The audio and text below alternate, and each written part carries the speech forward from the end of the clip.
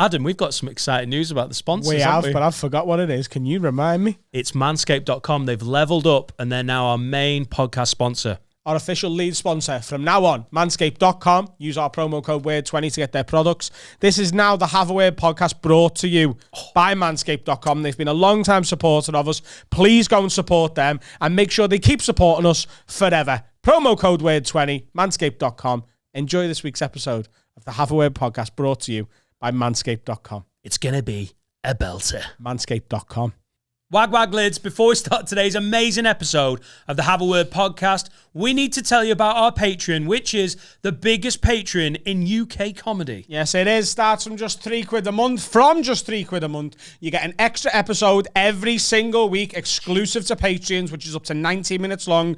You get 48 hours early access to these public episodes and access to the entire Patreon back catalogue, which goes all the way back to last summer. And the money we make from the Patreon, we put back into the Patreon. We've been making Patreon specials. These are so popular. They include the Ghost Hunt, the live show. We've got more in the pipeline. But the big ones are the lockdown lock-ins, where we got shit-faced in the studio, recorded it all, and turned out some amazing podcasts.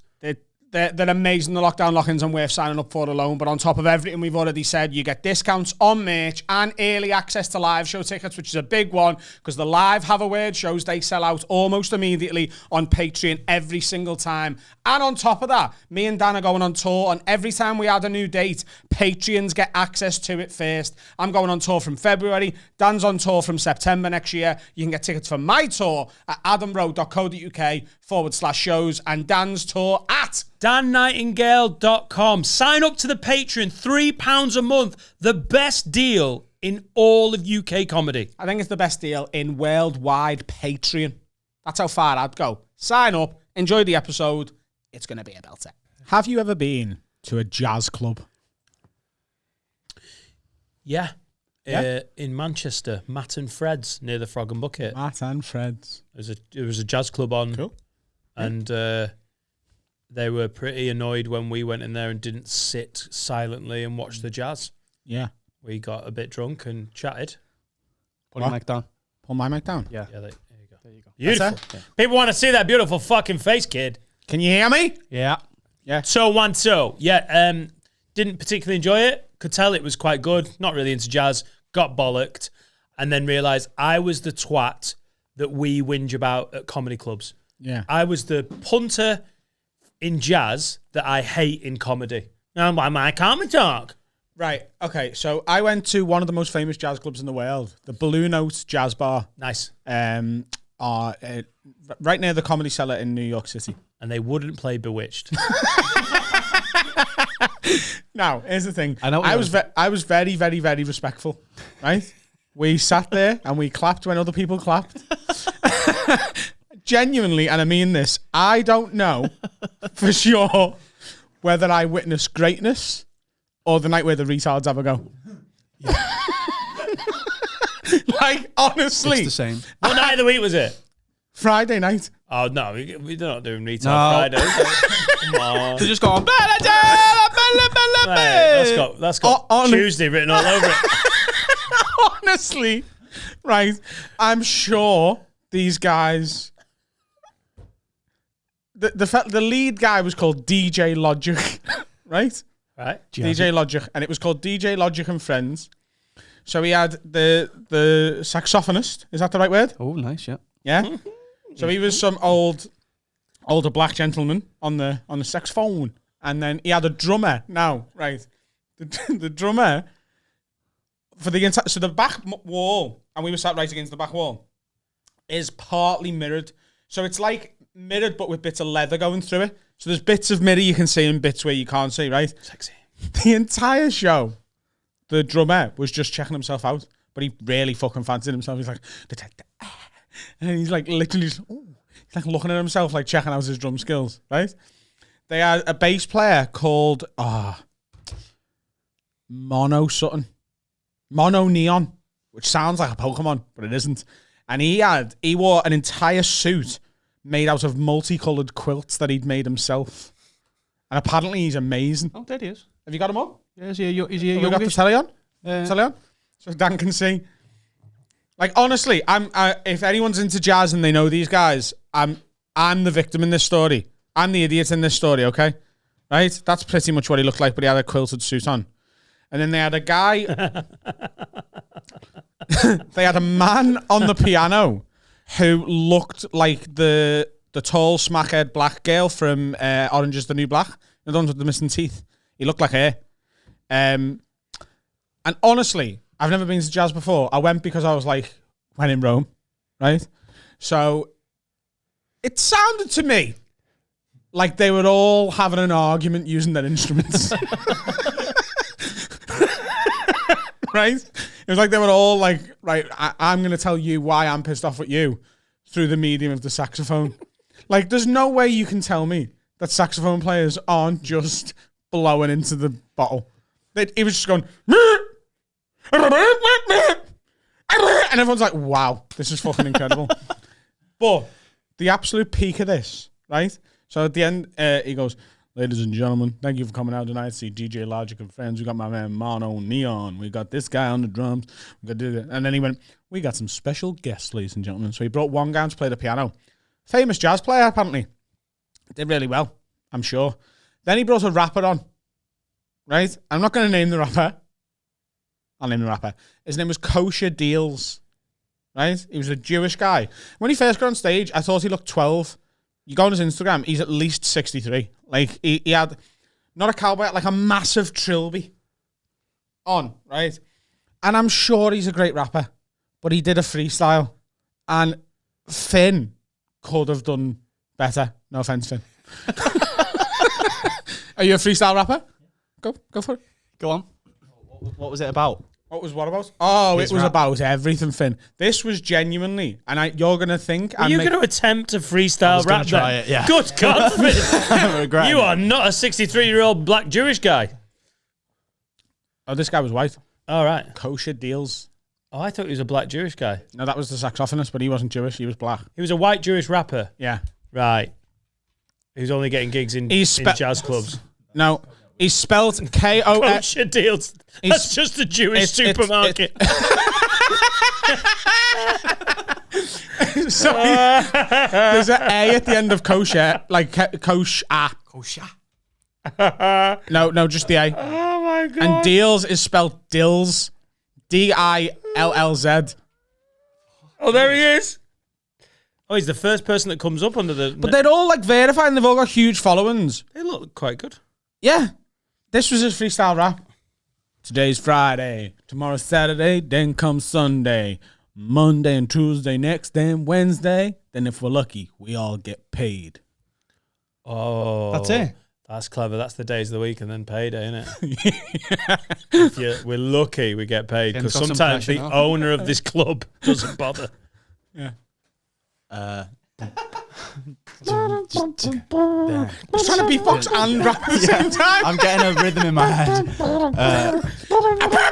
I can't wait to get paid. First of the month.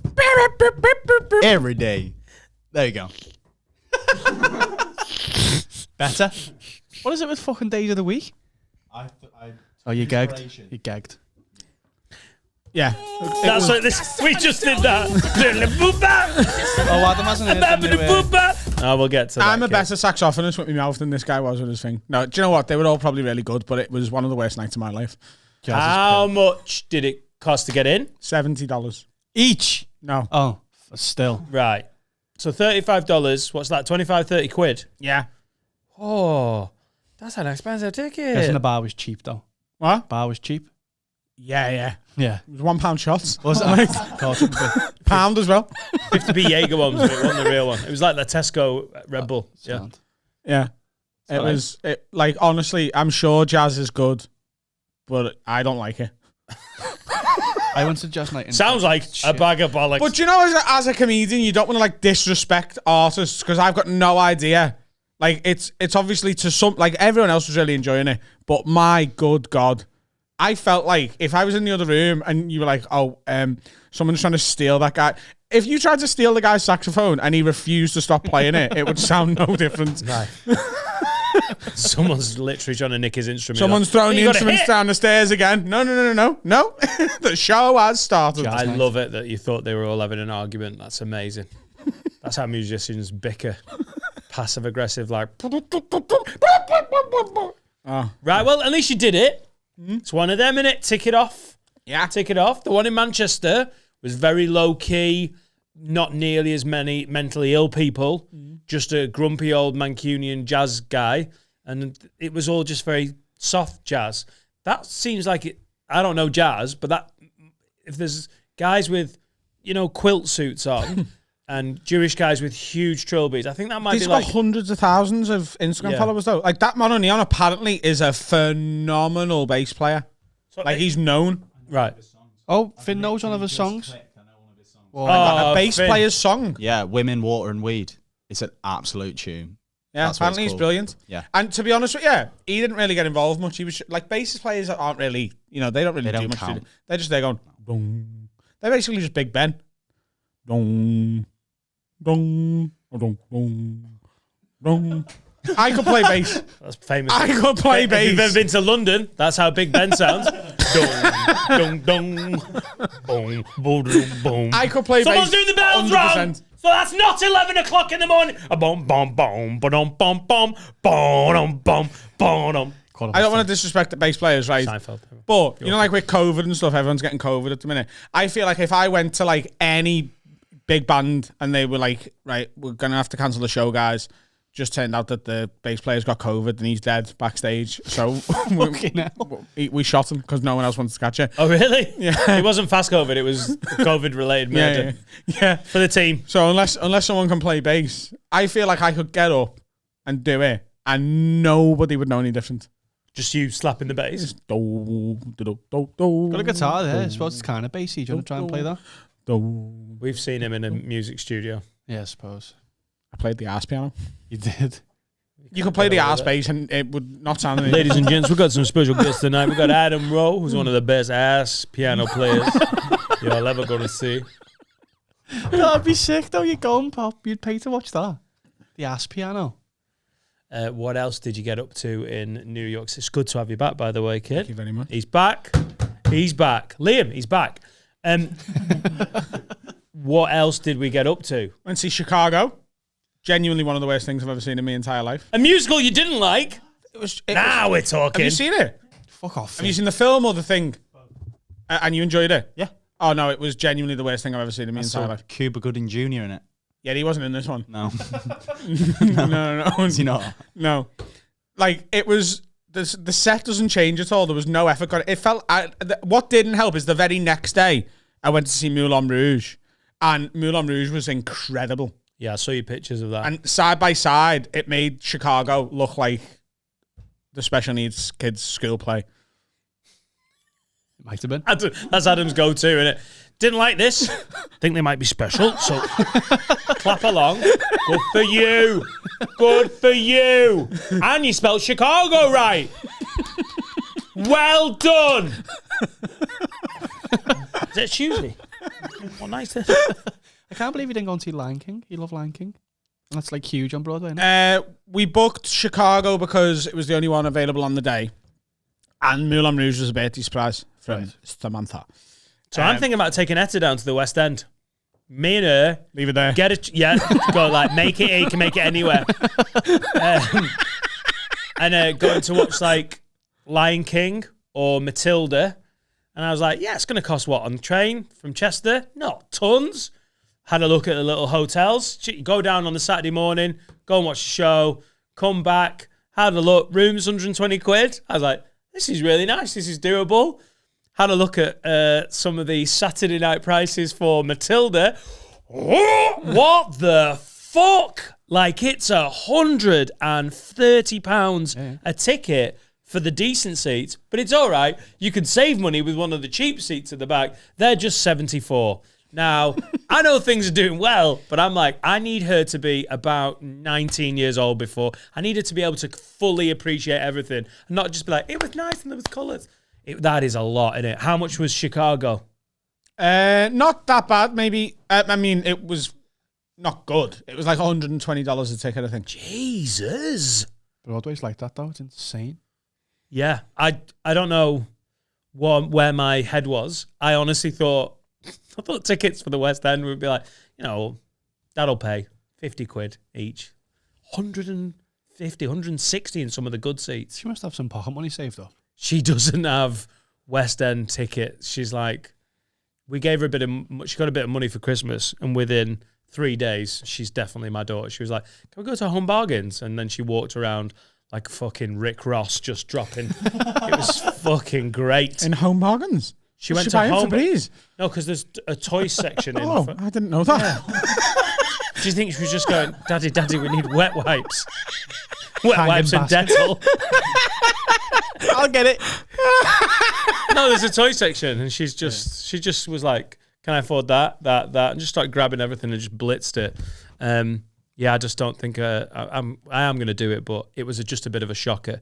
Moulin Rouge was amazing. I mean, you put pictures up of Moulin Rouge, and that looked fucking amazing. That was illegal, that picture as well. It's got a little card on the way and said, no photography is prohibited by law. And I was like, law my ass, done. Oh, what a great reason to go to prison that is. What are you in for? Telling this shit. Murder. What are you in for? Sorry, it's a bit harsh. What are you in for? Took a picture at the Moulin Rouge. Well, that's not as good. Good night, baby blue.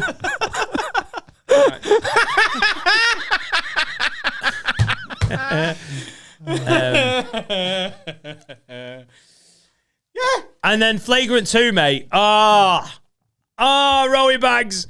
That felt great. Tell you what was cool. This is what's cool, right? Like, obviously, doing all right as a comedian over there. Which you are doing pretty right? good. We're doing okay. But to be able to turn up in New York for a part birthday trip, part work thing, and do the 2 biggest comedy clubs and 2 of the biggest podcasts, and then just get off and be like, see you soon, and they're like, yeah, you can come back whenever you want. That's cool. Yeah. That is cool. To be able to just, like, I'm just a fucking little fat lad from Duffy, do you know what I mean? I'm sat there on one of the biggest podcasts in the world, and they both asked me to do it. Like, I asked to do the comedy clubs, but they asked me to do these things. They were like, do you want to come and do this for us? I was like, yeah. I've never seen Flagrant. What's the vibe like compared to us? It's not a million miles away. So they started as a basketball podcast. It's called Flagrant 2, No Easy Buckets. That was the full title initially. Flagrant foul. Yeah. And then they just stopped doing that. Well, they still do sports. So the way they do their show is like Mark, one of their producers. So they've essentially got a Carl and a Finn. They timestamp it. They do timestamp it. So Mark has sort of prepped a load of topics to talk about. And it's really good the way they sort of run their YouTube, because they have the main thing and then they've got their clips channel, and the clips sort of go out the same time as the episode does on the clips channel, because it's literally just taken from the episode and uploaded. Like, nothing else needs doing to it apart from like the graphics that fly in. And Schultz is really good at talking about current affairs, having an opinion on it, making it fun and making it interesting. Yeah. So like, that's what they do. He doesn't get bogged down with like, no, he's very good at opinionated while making it funny. Mm. So what they do is they'll go, right, what we're doing next, Mark, and he'll go, oh, have you heard about Novak Djokovic refusing to take the vaccine, and he might get kicked out? And then they literally talk about that for as long as they want to talk about it, and then he'll go, right, what's next? But then that becomes the clip, and it becomes the timestamp in the episode. It's really good the way they do it. It was just fun, just easy to be funny on.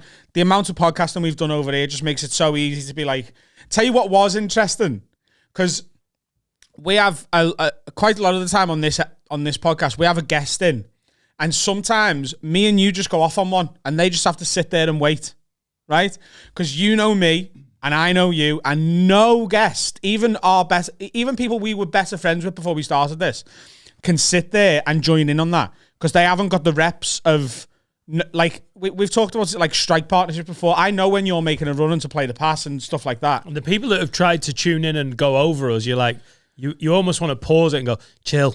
Yeah. We've got it. You don't have to do the heavy lifting. But there's a couple of moments on Flagrant where they had that, and I was just like, I've got my thing. I know what joke I'm about to make.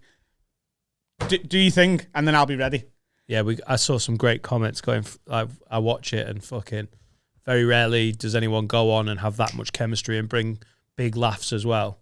Yeah. So you obviously held your own. It was really, really, really When fun. Schultz went, who's your co-host on that? And you were like, oh, let's have a word. And he was like, no, who'd you do it with? And you were like, Dan Nightingale. I was in my fucking living room in shitty Sorgle in Cheshire. I went, come on! Get together, fucking! Yes! I had this little moment like, go on, Adam, you fucking beauty! Don't know why that was so cool. In one of the most important studios in podcasting in the world, I'd reckon Schultz's Flagrant studio, Joe Rogan's Austin studio, Tom Segura and Christina Pizitsky have got Your Mom's House, and then us. In their studio, yeah. Absolutely, their studios in that. And then I'm in a living room in Sorgle going, fucking let's go on, I just think Jamie Hutchinson felt. He was in the bath with his nan. And I mentioned him. Yeah, that was cool. And then someone was like, I came here for the moan. It's like, oh my God. The comedy clubs were great. On my birthday, on the 11th, I did Gotham Comedy Club. And the lineup was a girl called Emma, and forgive me, I forget her surname. She was really good. Andrew Schultz, and another guy called Godfrey, who I was talking to Chris Millhouse, who books that show and hosts it. You know the name? Yeah. He's been in a lot. You'd know him, like. Yeah. But he's apparently one of the best comics in New York. Like, he just... He's been mentioned on pods. Yeah. Like, nigh on unfollowable. And I was... So the show went, host goes up, Emma on first, Schultz on second, Super. me on third, and then Godfrey. So I'm sandwiched between... And they were there for Schultz. Like, Chris told me that. He was like, I asked Schultz to do this the other day. We were a bit low on ticket sales. It sold out instantly. That's the pulling power he's got. And I had a really good set. But Schultz did to New York 3 levels above what I can do to Liverpool. And what was amazing about it was watching... He joked about every race in the room, and the room is so diverse. There's black guys, Asian guys, Hispanic guys, white guys, and women of all those denominations as well. And 2 people walked out, 2 middle-class posh white women. This is racist. I want my money back. And they were like, just get the fuck out. And at Gotham Comedy Club, all the door guys, all of them are either ex-police or private detectives.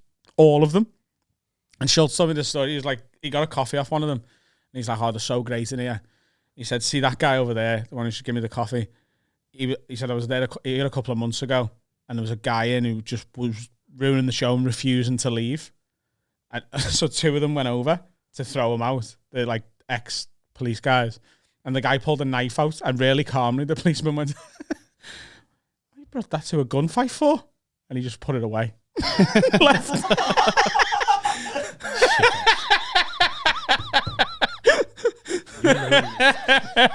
Different fucking world. Yeah, it was an experience. I tell you what was really funny. I'm not going to name this guy, but one comic tried to fuck me over there.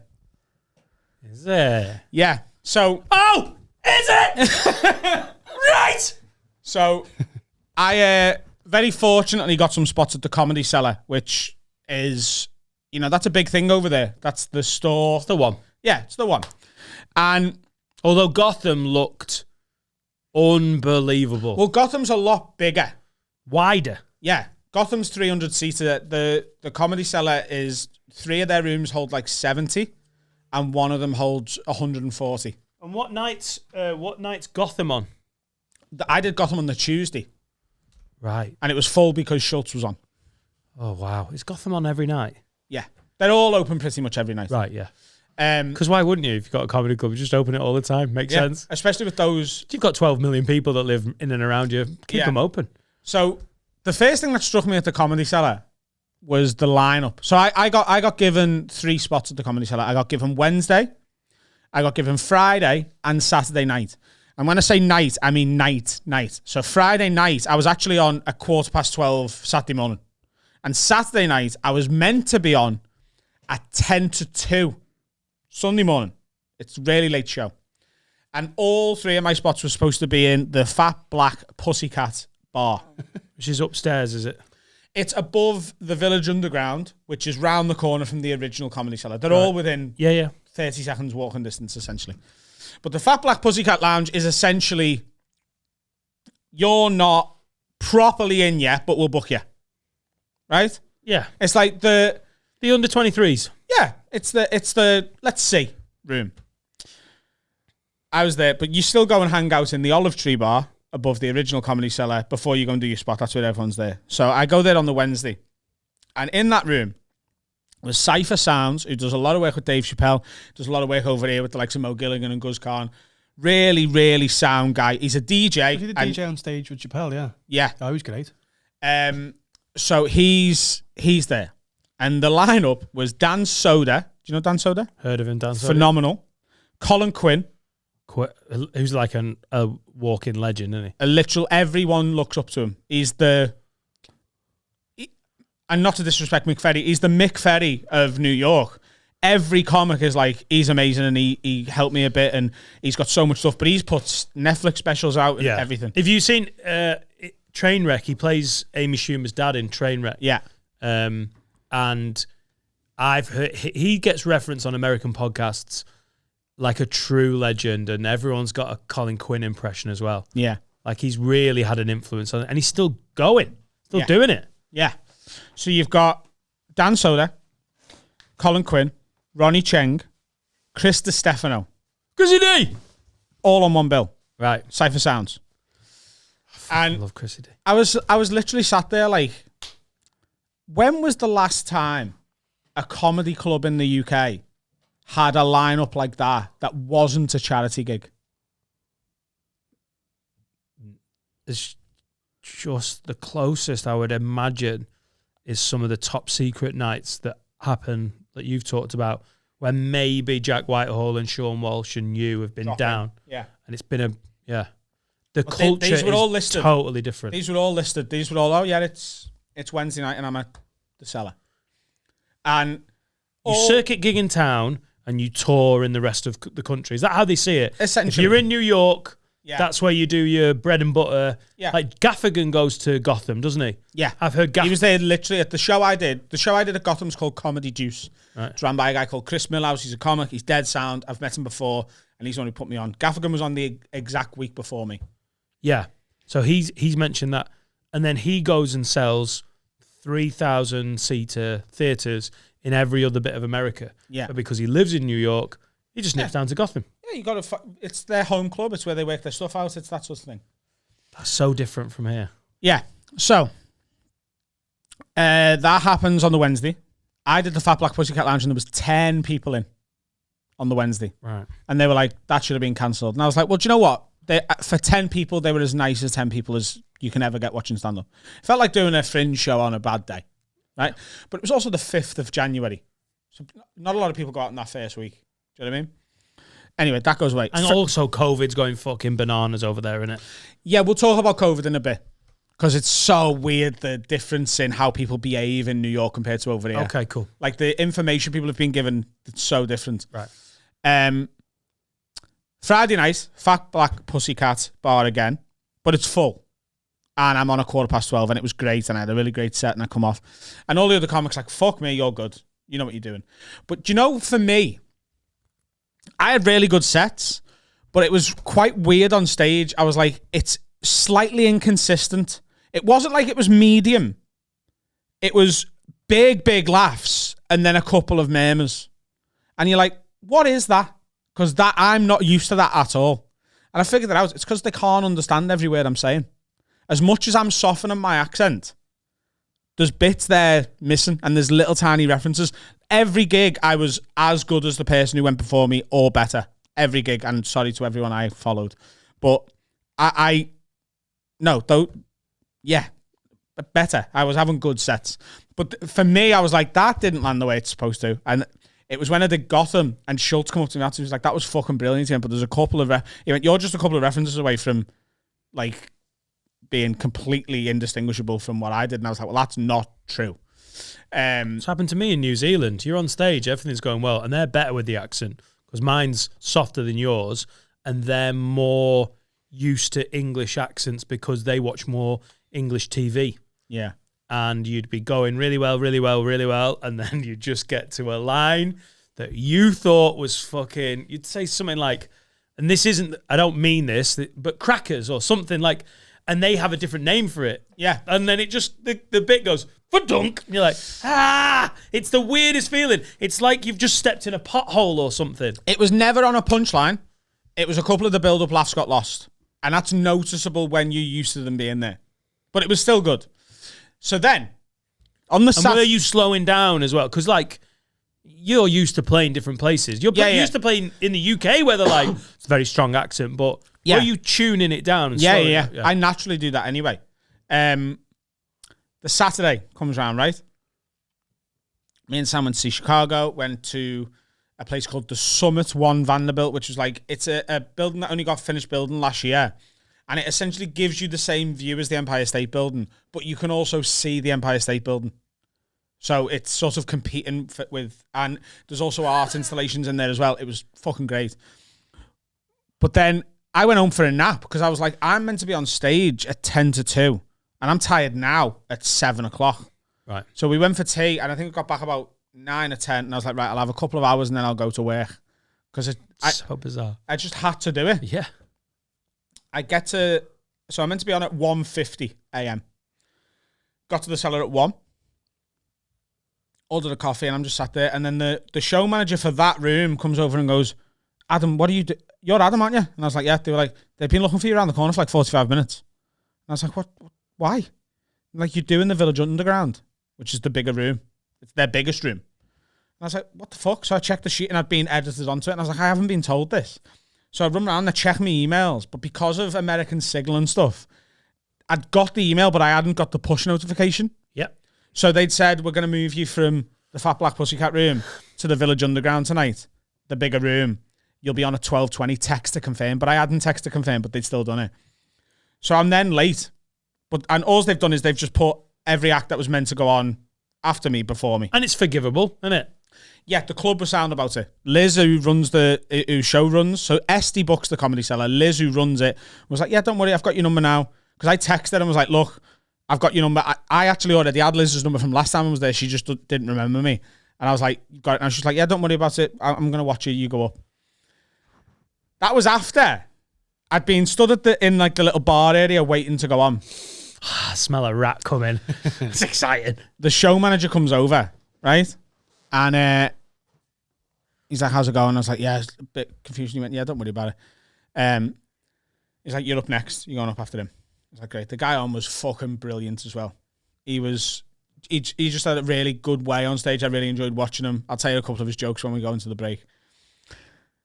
The compere then comes over to the guy who's running the show and me with Godfrey. Now, Godfrey he was waiting to go on for later, do you know what I mean? And I watched Godfrey twice, and this guy's a fucking murderer, and he's so sound. I met him twice. He's so sound. But watching him on stage, I was like, what? The compere comes over and goes, he goes, New York.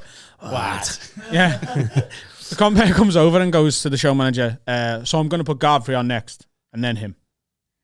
And the show manager goes, no, he's on next. And he goes, no, he can wait. He can wait. He was late. He can wait.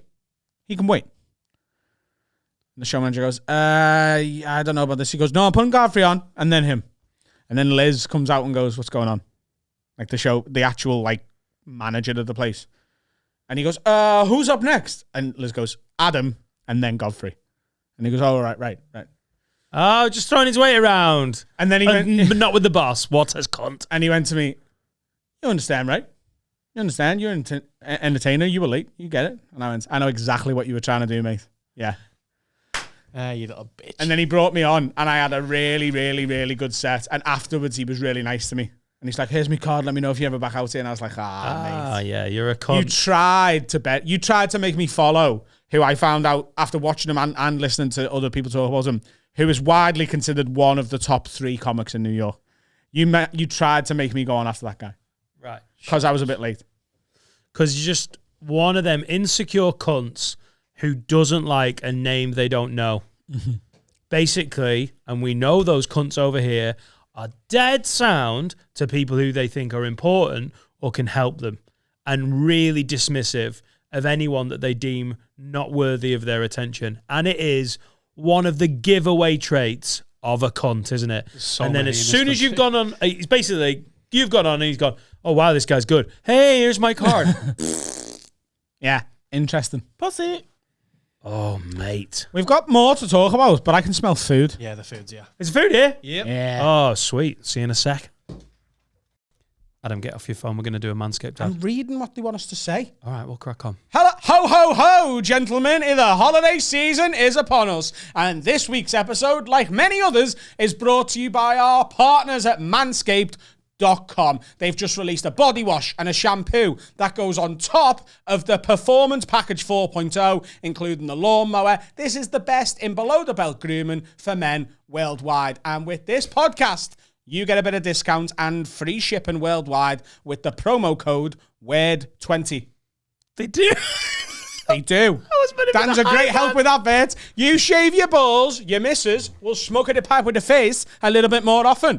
And she could use it to trim the pum-pum. She can. And there's the weed whacker. You can shove that up your nose. You won't have hairy nose or ear strolls anymore. And her arse. And her arsehole. Shave her arsehole. Shave everything you can possibly find hair on in your house. Shave the cat. You can do whatever you want with the Manscaped Lawnmower 4.0, and you'll get 20% off and free worldwide shipping with the promo code WORD20. In all seriousness, these products are the absolute dog's shaving bollocks, and they make a perfect Christmas present. So go and get yourself some stuff right now and enjoy the rest of the episode. Peace. Concrete jungle where dreams are made of. There's nothing you can't do. I think he was the next guest on Jazz Night, isn't he? I did something wrong. Oh, Ishan, what a fucking boy he was. Doing the Asian voice made me think of Ishan Egbert. Yes. He was a fucking... Lock-in's live now by the time this goes out. Yeah. Oh, if you're not a patron, you should sign up. I wasn't at this one, but from a distance, it looked like absolute chaos. Yeah. So if you're a public pube, thank you. Thanks for your support. But there's more support you can give. You can sign up to the Patreon, which is the best deal in world Patreon. I'm there now. Yeah. I took a little bit of convincing. Pound for pound, we are the best Patreon on the planet. It is. It's a lot, mate. Pound for pound, we're the best podcast on the planet. Pound for pound, I'm the most handsome man on the planet. Pound for pound. I don't think there's another man more handsome than me at my exact weight. It's interesting. Yeah. Pound for pound, you have the biggest dick. I don't know why I'm thinking about the poundage Pound of for your pound, dick. everyone's got the same size dick. Oh, that's nice to hear. Pound for pound, I haven't got a small little dick. Because everyone's... My little red rocket. You're in the fly dick division. Oh, stumbled on that. It would have been great. You stumbled on my dick. Surely feather dick's better. Sign up to the Patreon, you absolute fucking pound for pound pyob. The lock-in is unreal. Jamie Hutchinson gets troll drunk. That was literally like he was going, who's clip-clopping on my bridge? It was horrific to watch.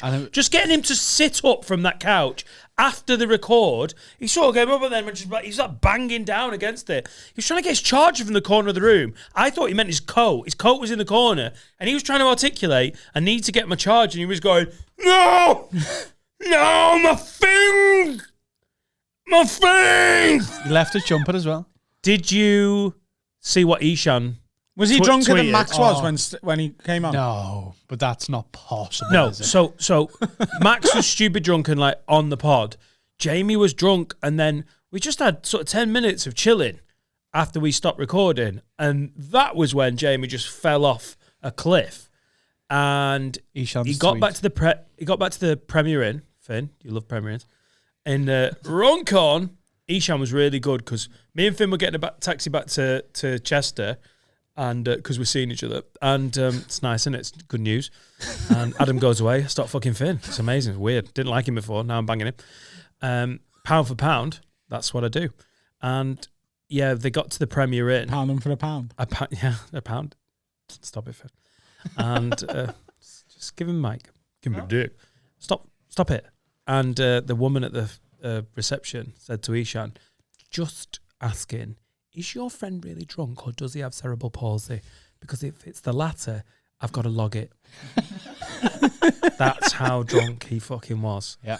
He was cerebral palsy. They were playing tennis. They were playing here's a ridiculous story, and he's trying to go, okay, there's a more ridiculous story, and Jimmy go, okay. And they just played tennis for 3 hours. It was very good. So sign up. It's available at patreon.com/HaveAWordPod. What was it? You nailed it. What was it? Shabba shabba? Patreon.com/. We've got to get that website. 75. You haven't heard your new song yet. You want to play it today then? Yeah. Do you want to do it after the New Yorks? Yeah. I just want to hear I it. feel like we've got more to hear about. More thread. That Knicks game looked fucking amazing as well. We were at the game of the season, apparently. Nice. So the Knicks were 25 points down, and they won at the buzzer. So I'll be into basketball for the rest of my life now because it was that good. It's such a fast, free-scoring sport. But for those who don't know, you know when the clock runs down on a game of like footy, wherever the ball is on the pitch, the game's over. In basketball, if you've shot before it hits 0, that shot still counts. So it was dead tied at 105 to 105.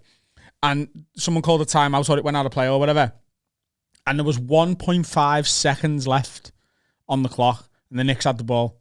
So what they've got to do in that situation is just throw it to someone who just goes for it. And they did it and they got it. And the place fucking erupted. That was great. Who are they playing? What? Who? Boston. Oh my God. Biggest rivals. Oh! It was insane. Celtics. Amazing. What's the atmosphere like in the... Like, is it... They were losing, like Goodison Park. Toxic as fuck. Oh, no. Goodison's like a meadow. Oh. Carl doesn't like jokes about Everton. The shite. Yeah. Well, at least the Knicks only got one trophy in their glory years. I didn't say it. Yeah, when they won, like, quite the noise in there. It was sick. And what's everyone around you? Is it like, are they... I don't know. I just think... Well, it's so expensive. So I imagine there's some people near us who I was like, you found these tickets, didn't you? You didn't pay what we paid for these. Right. And that's fine. Because they look rough. Yeah. And then there's people there who... They've saved up all year to get that one ticket. Maybe, yeah. And then there's like we were in quite good seats. And they're bringing beers round. You can like the what's it called? The Concourse. The concourse. The amount of options for food. There's like an Asian restaurant, a burger joint. Like there's everything there. You can get anything you want. Got myself a bit of merch. Cause I'm a Knicks fan now. Yeah, it was just fucking great. It's a great game to be at. What's quite interesting Celtics fans anywhere, or is it all right next to us? And yeah, there's no segregation whatsoever. No, there's not in the just States. Like, you got a ticket? In you come. And I don't know how they don't. I really love that. And you see it in the NFL. I don't watch the NBA. I cannot get into another American sport because I can't give up any more time to sport.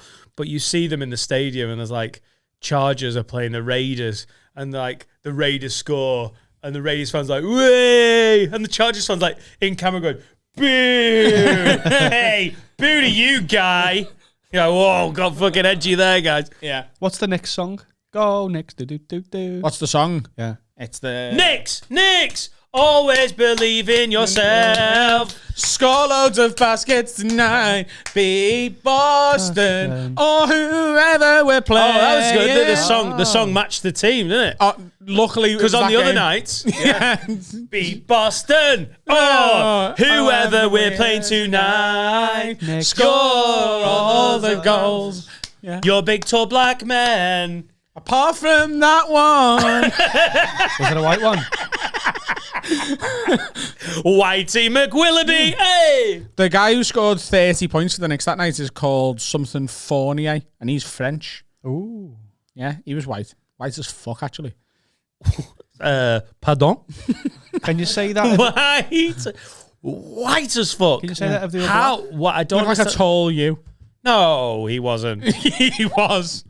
Would you say black as fuck? No, I wouldn't. No, I don't. No, don't think you would. Stop trying to get this podcast cancelled, Carl. What are you doing? It was Are you getting offended on behalf of the Aryan race? You know full well you can't say what you just said. Stop being the guy that says the things that you can't say. It's a question. Oh, you know. White as fuck, though. Yeah, like, I mean, I'm not offended, are you? What?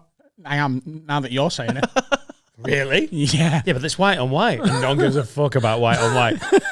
Danny doesn't look anything like you, by the way. Why is he? He does. Why is he? Turn telly on. Is there anything that makes him white, or is it just because everyone else is black? I think in contrast. Right. Yeah. He stood out. Yeah. He looks mixed race. No, he's not. He looked like a Milky Bar in a bag of Maltesers, do you know what I mean? How did It you stands make... out. Yeah, he does. Yeah. Look! Look at that picture! Finn slid it in, so you are. God, he does look white as fuck. What about the man next to him? He looks like a really good player. What merch did he get? For some reason, I feel the need to ask you money all the time. Like, and how much was it? Like, fucking like... I paid $120 for a zip up. Oh, nice. Yeah. It's a memory as well, isn't it? Yeah. One of the best nights of the holiday. Yeah. Is there proper boozing going on? But it's Yeah, all... I had about 10 beers at the game. I had the most fun at that. Right. Woo! It was great. So and we went to a lot of... I tell you what was interesting out there. We mentioned it before, the COVID thing, because we went to a lot of... Sam booked a lot of speakeasies for us to go. Like, the coolest bars out there are speakeasy themed. And that's great. I love that sort of stuff. I'd rather be in a good bar like that than a club. And I had some amazing cocktails. I drank a lot of rum old fashions, like a lot. But what's quite interesting is going to a bar, speakeasy themed. And for those who don't know what those bars are, they're based on the time of Prohibition in America, where drinking alcohol was illegal, and there was little secret places you could go to drink with people. That's what they're based on. In the 90s. It's a different time, wasn't it? Yeah. 1996. This was 1996. I wasn't in a speakeasy, Dan, till 97. From before. But what's really funny to me in these strange times we live in is going to a little door that's got no sign on it, but you know it's the right one, and you knock on it, and you've booked online, right? And you've knocked, and a little guy comes to the door and goes, "How can I help you?" And he's literally opened it a crack like that. You know, like when your mum, when like the Provident loan man came round to collect the money when you were a kid. Let me just remember. Nope.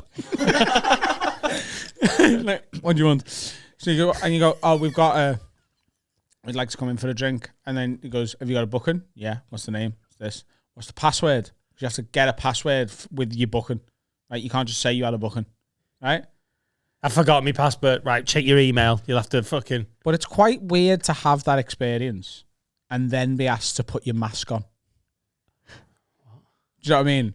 Like, to be in a Prohibition bar, Yeah. we're against the rules. To be asked to then put your mask on and provide your vaccine passport. It just sort of ruins the illusion. It turns a good speakeasy into a bad Weatherspoons quite quickly. You know what I mean? Love it. Like, what you want? I don't know what you got. It's clearly a fucking bar, you bellend. I want to come in drinking. Does anyone like just advice on restaurants in the local area? What do you want? I'm actually looking to do Jeans Reunited. There's one in town where Judy works there. It's great. Yeah, it only ever happens in the cities, is it, where they're actively trying to avoid people coming and spending money there? Yeah. Like, if you're from a small town, restaurants are like, "We are a restaurant. Please come and spend money." And then in like Manchester, Liverpool, New York, there's places like, "Shut up. No. What are you? Are you from here? You didn't We're not book a restaurant. online." No, we're a book club. Yeah. Do you remember X Directory in Liverpool? Yeah. Used to enter through a phone box. There's a lift. Yeah, there's a place in Nottingham that's like a boiler place. It's called, I think it's Is that called, anything to do with a bar? it's called the I know places. I know a boiler shop. Got a really good boiler. it's called the Boiler Room, and it looks I know like, boiler room. Yeah. It looks like somewhere where you go in and buy a new boiler. It's very famous. And actually you go through the little hatch and it's a speakeasy. Yeah, I think it's a bit hacky. Yeah. I know it was cool. I thought that was cool 10 years ago. And now, like, I think you're trying too hard to not try hard. Yeah. You know, like, "Oh, we've put a fake. It's a boiler shop." But every cunt knows about it. So I was like, "Oh my God, boilers. No one knows. Yeah. Apart from everyone on TripAdvisor. You cunts." That is the weirdest one. Like, there was one in New York in a hot dog shop. And it was like, if you go through there, that's like that. But like, a boiler shop is... That's, Yeah, that's the that is absolute peak of it, isn't Have it? you been to the orphanage in Liverpool? Yeah, you actually go through and there's loads of kids without families and they're crying. And there's a kid in the far and you have to sort of pull his hand to the left and then the wall moves.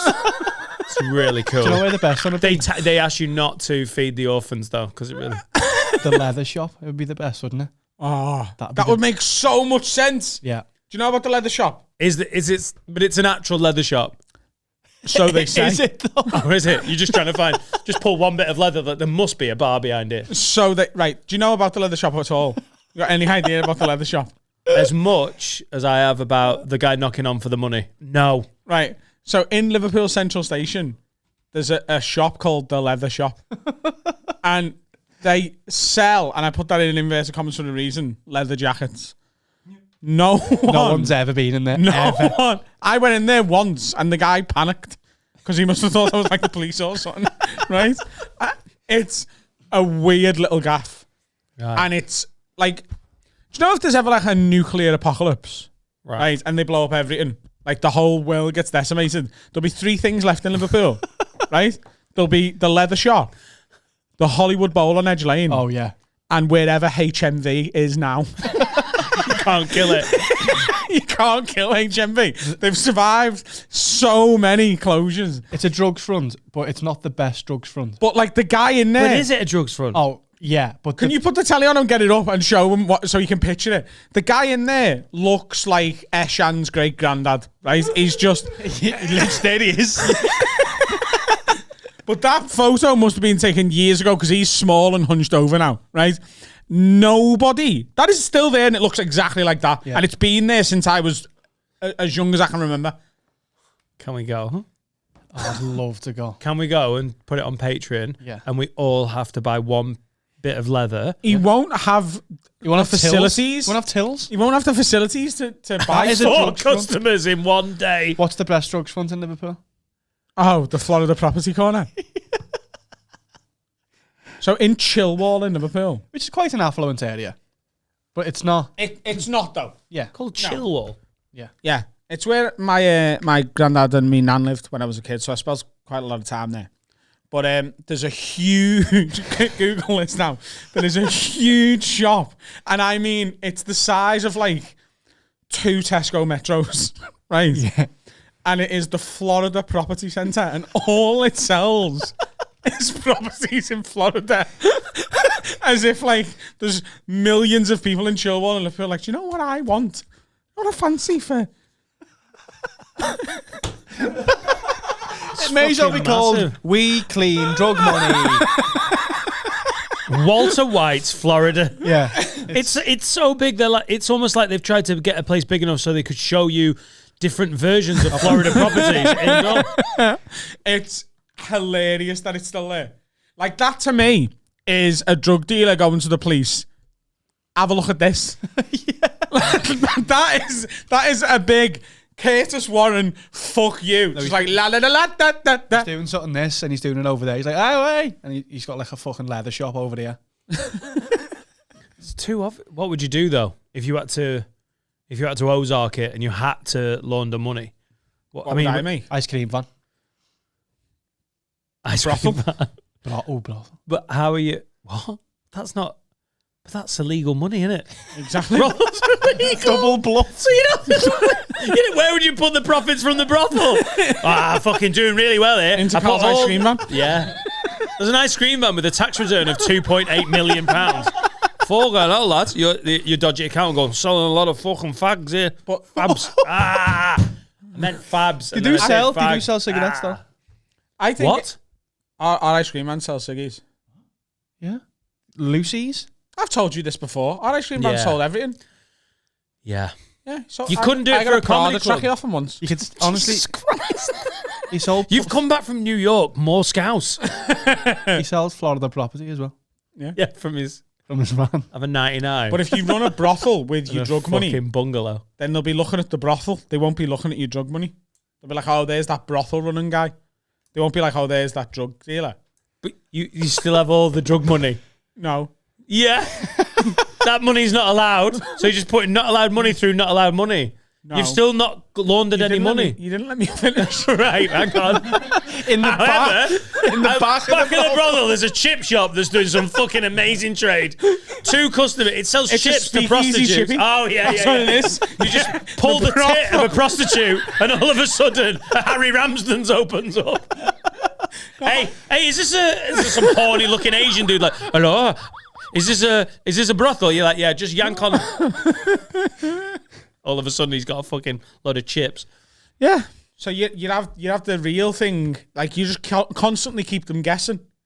I think that's what you do as a drug dealer. You run into many criminal activities, so they don't know which one to go after. Florida property, whoring, and a chip shop.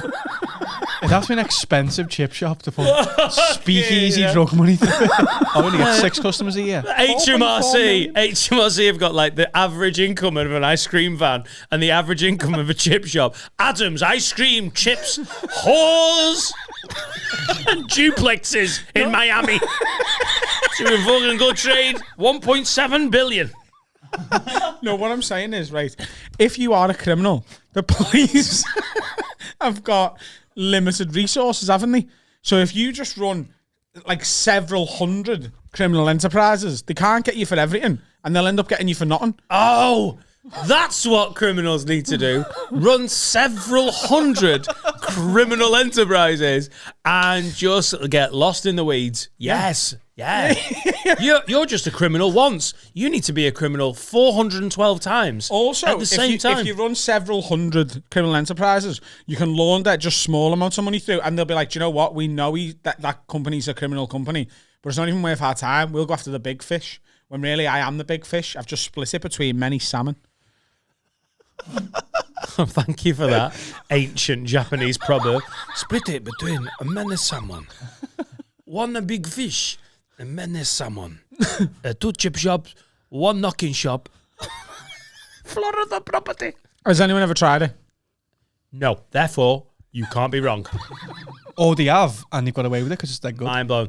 Couldn't open a comedy club if we were laundering money because Why? we'd be too good at it. It's a humble brag, but if have a word, we're like, right, we've got in some, like, it turns out, I had like that issue with drugs and I was like, I'm going to see a counsellor. Actually, I am 1.8 million in debt to the Chester drug lords. Again. Yeah, again.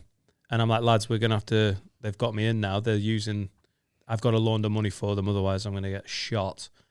And no, in your head, you're thinking, well, we're one down. Dan's shot. Ishan? But you couldn't do a comedy club because I think we'd run it too well. You need somewhere that's basically taking no money on the door and you can be like, we made $4,000 on the door. No, you don't. That's the wrong way round. Doesn't it need to be popular so you can No. It needs to be popular so that when you go, everyone bought 50 drinks each, but there was 400 people in and that's why we've sold this many. If there's no one going in, that's when it looks suspicious. Right. It needs to be busy and you over-egg the pudding, Dan. Right. You over-egg. You put more eggs in the pudding than the pudding is meant to have. You make a really eggy pudding. What are you doing? What are you working in so many? I'll break a fish, a many salmon, egg in the salmon. So you'd have a busy laundering company and then just, everyone bought. Not many people know this, but that's what's happened to Woolworths. Woolworths went under because they were doing too well. And for years, people were like, probably all right. And then they started looking into it. So they shut that so that the other businesses that they're doing this with pick and mix. So what's Doesn't that seem expensive to you? So what's Mr. Leather doing then? If he has 2 customers per decade, how is he a legitimate? Because the police don't go in. They're scared. There's also a speakeasy Greg's in the back of it. Yeah, that's popular. They do festive bakes all year round. Illegally. Legally. Oh my God, this is so naughty. It's June. I'd have a laundrette. Proper, take the piss. If I was laundering money, I'd have a big money. A hand car wash. That's the one, innit? Yeah. You just wash loads of money. Just get loads of Polish people to wash money for Piss off the Chechens. That's dead fresh, that. Smell that. It's got Lenore on it, that money. This is lovely money. What voice is that? Chechen. Can you do better? No. COVID. That's how you... COVID. I want to know... you clean money. I want to know about what... You went in the speakeasy and there's the mask. Yeah, when he asked me, he was like, could you just put your mask above your nose? And I was like, mate, we're in the rebellious part here, aren't we? They're just fake rebellious, aren't they? The mask thing is so stupid as well. So what's everyone like in the States? Because it's... People are wearing masks outside. The infection rate is... A woman attacked me in the street. Attacked's the wrong word. Good. She ran at me with a handkerchief and pushed me out the way. That is the wrong word. And you opened with jazz clubs. You didn't open with another batshit crazy lady. So she had her mask. Most people in the street have got their mask on. Most. Right. I'd say about 70%. And They want to hang out in Runcorn where people don't know about masks. She had 2 masks on. Because that's how it works. And she ran at me like this. Because I didn't have mine on. And she moved me out the way in the street. Oh, the fucking punch that I did. Should have been like, you brought a tissue to a gunfight. And then shot her. Should have spat on the tissue. Felt that was unnecessary. Straight in. Oh, 8. Yeah. They're a bit mad with it. The comics aren't. The comics are laughing about it. Like they're all like, this is fucking insane. But every place you needed a vaccine passport to get in. But they didn't check it. They checked your name against your ID. But my passport could have literally just said, I am proper vaccinated. Me, go ahead. Gives an old-fashioned there, girl. This COVID passport is from the leather shop, Liverpool. Dead sound, get on me. Do you want a pasty? Round the back. Any time of year. Yeah, it's weird. Because we've never had that here. Masks in the streets has never been a thing here. No. Yeah. And over there, like in... Masks sat down in a lot of places. He's like, COVID when you walk to the toilet, sat down, it's gone, that's fine. You can understand why if someone not from this country would be like, oh, this is so stupid. Because it is. That was a daft rule, wasn't it? But that's what they're still doing on. There. Right. They're still doing that in New York. COVID off. Mask on to walk to your table. Take it off. If you go to the toilet, put it back on. Just, I suppose someone's done the medical research on that, but it still seems fucking stupid. Wales is the same, apparently. It just doesn't make any sense. Anyway, though, like 2014. Oh, Wales, but it's all joking aside. Wales is, you've got to wear a mask to bed, haven't you? You've got to sleep in your mask. That's true. What? I said when he was fucking me, I had my mask on. Oh, Finn did a call back. I've forgotten that we did that banter. I was like, what? Adam, it's been a weird week since you've been away. From before? Yeah, boy. Oh, I'm so fucking bored of it now, man. Yeah, I'm just really bad. Yeah. I feel like you lot last year. I'm fucking well over it. Well, he's fucked it, hasn't he? Majorly fucked it. So now everyone's done. Absolutely disgraceful scenes. Yeah. I watched PMQs like Adam watches Liverpool games. I was doing work and I was like, oh, fuck, it's midday. And it just came up on my Twitter and I just had it there. It's the most shameful scenes of like, everyone hates him. That's just standard. But if he thinks he can just like bluster and semi-apologize and refuse to deal with what's going on, like it's just gone beyond, like it's so utterly ridiculous. Now it's beyond like, oh, I hate him, I hate the Tories. It's like, as a man, you should be ashamed of what you're doing. Like to be standing there going, it was a party. It was awful to watch. Do you think he should resign? The only thing that I think he should have already gone. Got a plan, haven't he? They clearly got a plan. This is my problem with him resigning. We're going to get a more effective Tory fighting the next election. I don't want him to resign because this cunt is damaging the Tories, and I would love it if Labour, I know you're not a Keir Starmer fan, won this next election. They 100%. Absolutely need to. So they're going. He will not run at the next election anyway. No, it's Rishi. So here's why I don't want him to resign, and this is because I want to win the next election. I seen this on a girl explain this online the other day. We now, although we don't necessarily have the system in place yet for it, we run on a presidential system, really, when it comes to voting. People don't vote for their local MP. They vote for the leader. The debates were a massive change. That was 10, 12 years ago, wasn't it? That's a very un-British thing. So, because you vote for your MP, you're meant to. But nobody they choose a leader. But you vote on a leader of a party. So at the minute, the Tories are unpopular because Boris is unpopular, and they're 10 points behind in the polls. And if he goes and Rishi comes in or anyone else, and it could be Priti Patel, and that would actually be worse than Boris Johnson. Oh no, it's definitely because she's not only as evil as him, she's also very intelligent, and Boris Johnson's a thick twat. If they get rid of him, they get rid of the hate. If they replace him with someone more popular, My mate Matt said, And they'll have more time to build up to the next election with someone rebuilding what he's broken. said it's really ominous that Rishi's been pulled out of public life. That's the Tories protecting their next move. So Boris is taking all of these shots, absolutely deservedly. Like the left-wing press have got all of this. I think they've had this for a while, and they are just waiting and then hitting with another. Like they're layering, they're going for it, and he's dead. He's a lame duck now. But it's ominous that Rishi Sunak has been pulled back from, like, there's no shit can get flung at Rishi because he's not around. And that means that when Boris finally trips and falls, when he loses the backbenchers, because they don't want to lose their seats at the election, that's where the presidential system doesn't work, because the MPs want to get their constituencies back. So if they think this fucker is going to lead them into a defeat, that he'll be gone. And then Rishi comes out all shiny and new. And he's the guy that gave everyone a few £1,000. And that's not how it works, because that was a tax rebate, but essentially it's been packaged by the Tories to look like, you remember that money you got? That was from Rishi. Yeah. No, it wasn't. And he'll win easily. Oh, let's not fucking, I hope not. But it was beyond the politics to stand there and watch a man just flounder and fuck up, where Jim Shannon was talking about his mother-in-law the day before, and they'd sent out some junior minister a junior minister that no one has ever seen before, went to take the abuse of the Labour MPs, and then Jim Shannon getting upset about his mother-in-law, and it was so hard to watch. Just a fucking disgraceful. We slag off the Tories, rightly so. It's not what our politics are about, and we don't talk about politics loads. But watching this is a fucking embarrassment, just as a man, not even as a prime minister, or a politician, just as a person. What a fucking idiot. Disgraceful.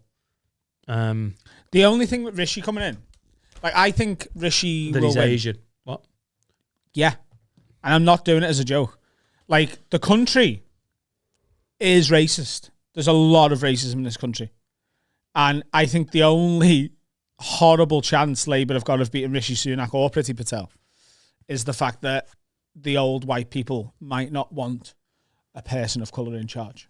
Well, And it would be I know interesting that's to see if they put their racism against their money, because that's how old white people Yeah. think about it, innit? You vote Tory, you protect your savings. But you got to remember, Keir Starmer is much more of a centre left than Corbyn. He's much more of a Tony Blair. He's much more of a. He won't get painted like that by the red tops, though. Sir Tony Blair, by the way. That's funny, by the way. We haven't had a chance to talk about that because I was away. Sir Tony Blair is, objectively speaking, both horrendous And hilarious. and hilarious. Yeah. That's the Queen having a laugh. Yeah. That's the Queen going, my son's a nonce, and I can still make things worse. Yeah. It's not the Queen, is it? It's just the system. It's a system that we're not part of. It's the elites. Does the Queen not pick them? No. Oh, I've been sending the wrong fan mail, me. No, of course. She's a part of it, though, surely. Yeah. No, I'm not taking the piss. Is she not? Yeah, no. Oh. The Queen didn't sit there with a notepad going, it's not like, who do you pick for a fucking comedy night? Oh, Rob Mulholland's good. Freddie's got some new bits. Sir Freddie Quinn. She's told, isn't it? It's so corrupt. I fucking hate her. There's no comedy here. It's I'd I think much she rather does it. talk about. I do. I think she does it on her own. Like Fantasy League. Oh, I tell you what I love. Les Ferdinand. Let's make him an MBE. Phenomenal finisher. You might be. Yeah. You should be. Fucking bagging them. If you're the Queen now and you're single, right, you just nominate someone who you fancy, wouldn't I love it how in your head she's like, single. She is Which single. I know technically she's single. But in your like, yeah, he's gone. She's out there. Fucking Tory Tinder. No, but if she fancied, like, I don't know, Ant McPartlin, she could just make him Sir Ant so that she gets to meet him and she's like, oh, and just slides him a little note going, Do you want to be an earl? yeah, Want to be a duke? yeah. I'll give you the D. You give me the D. Put your sword on my shoulders. What? And in me ass. There you go. There you go. It was playful for about a And my minute. partner goes, hang on. Oh, right. Cock in the eye. Listen, you give some great advice, Adam. People have been asking for advice. Give him the headphones so he can hear the song for the first time. Do you want to hear it? I'd love to hear it. I am Adam, I'm here to help. Oh, I listened to it. It was in the inbox, wasn't it? I listened to it. Tell you the best thing to do. If you want to do it, you'll be fine. If you don't, you might do time. That is an instant banger. Thank you, Harry. You feeling like you've got some good advice in you? Yeah, always. Always. I know what needs doing me. Hello, dear Agony Adam. One needs the dick. Can you advise?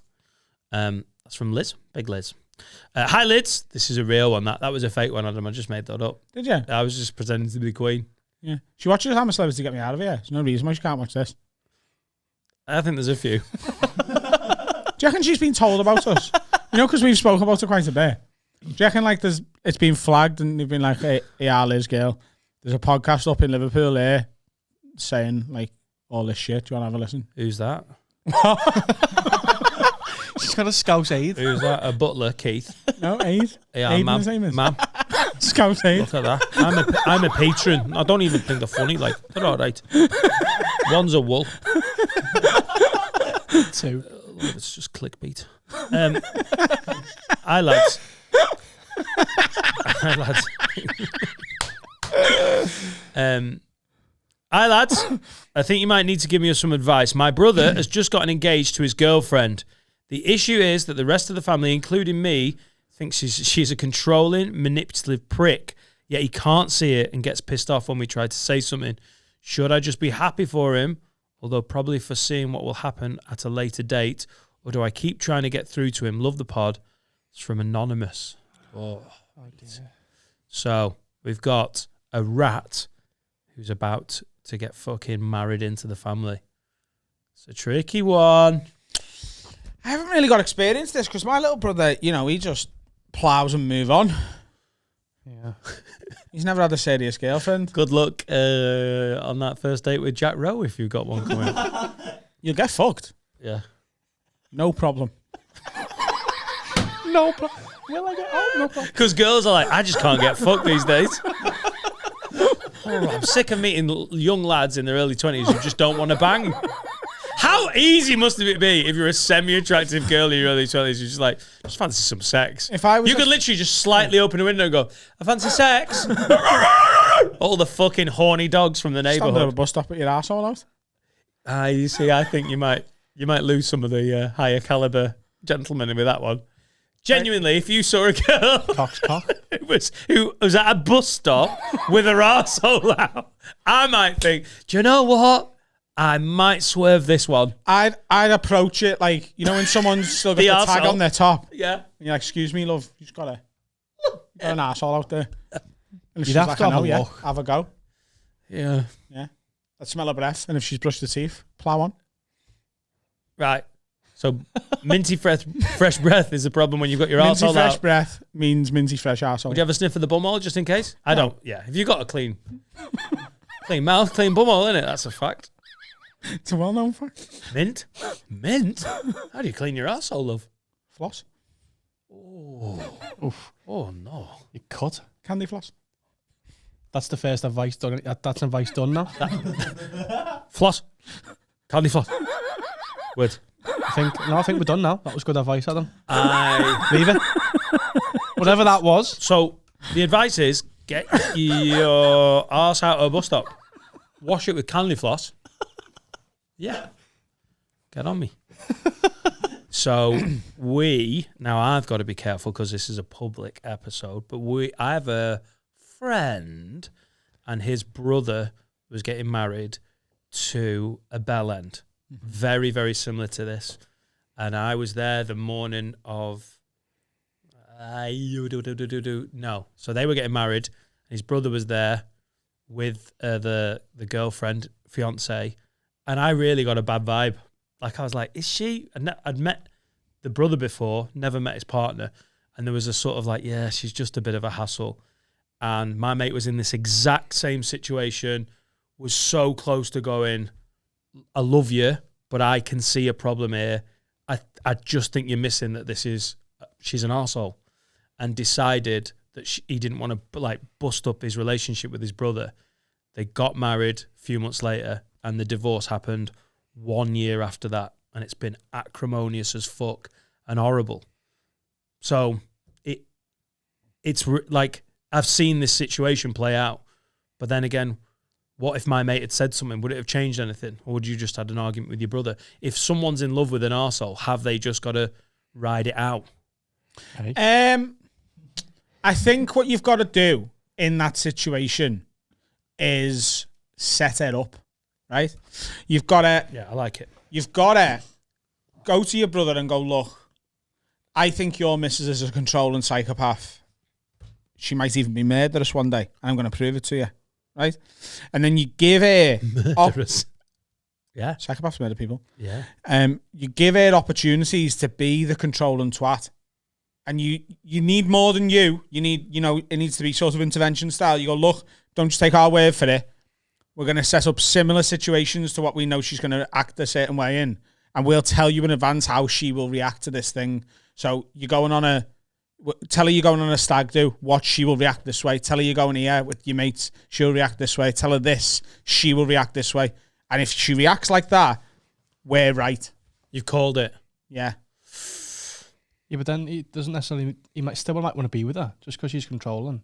Just because he doesn't like it doesn't mean this man doesn't like it. So if your whole family is calling knobhead, like I've literally seen this situation where, but like brother and all of the mum, the dad were like, she's not great. This is just hard work. And they all decided to keep the peace with it rather than have it kick off.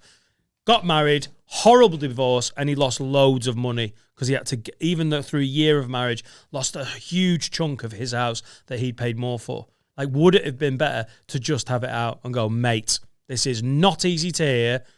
Do not kick off, but there's just bad vibes coming off this cunt. You've got to approach it with genuine advice. You've got to approach it with, look, if you want to stay with her, we'll support that. We love you. And if it goes wrong, we'll be there for you. But we can see something bad coming here and then set it up. Yeah, you don't want to lose your relationship with your brother because she could be around for a long fucking time. Oh, I feel for you, mate. Not easy. Just check the local bus stops as well because you never know. You know what I mean? Yeah. That'd be a great app, that. Busstoparsholes.com. And how would that work? Whenever you go to a bus stop and get your arsehole out, you check in and everyone gets an alert. First one there, first go. Right. So the people who check in for themselves, would it not be like Waze where there's something on the side of the road and someone drives past and goes, oh shit, something on the side of the road? Like, I don't think someone's going to be like, oh fuck, I'm at a bus stop with my arsehole out, but I've not checked in. Well, they're going to have to. That's how the app works.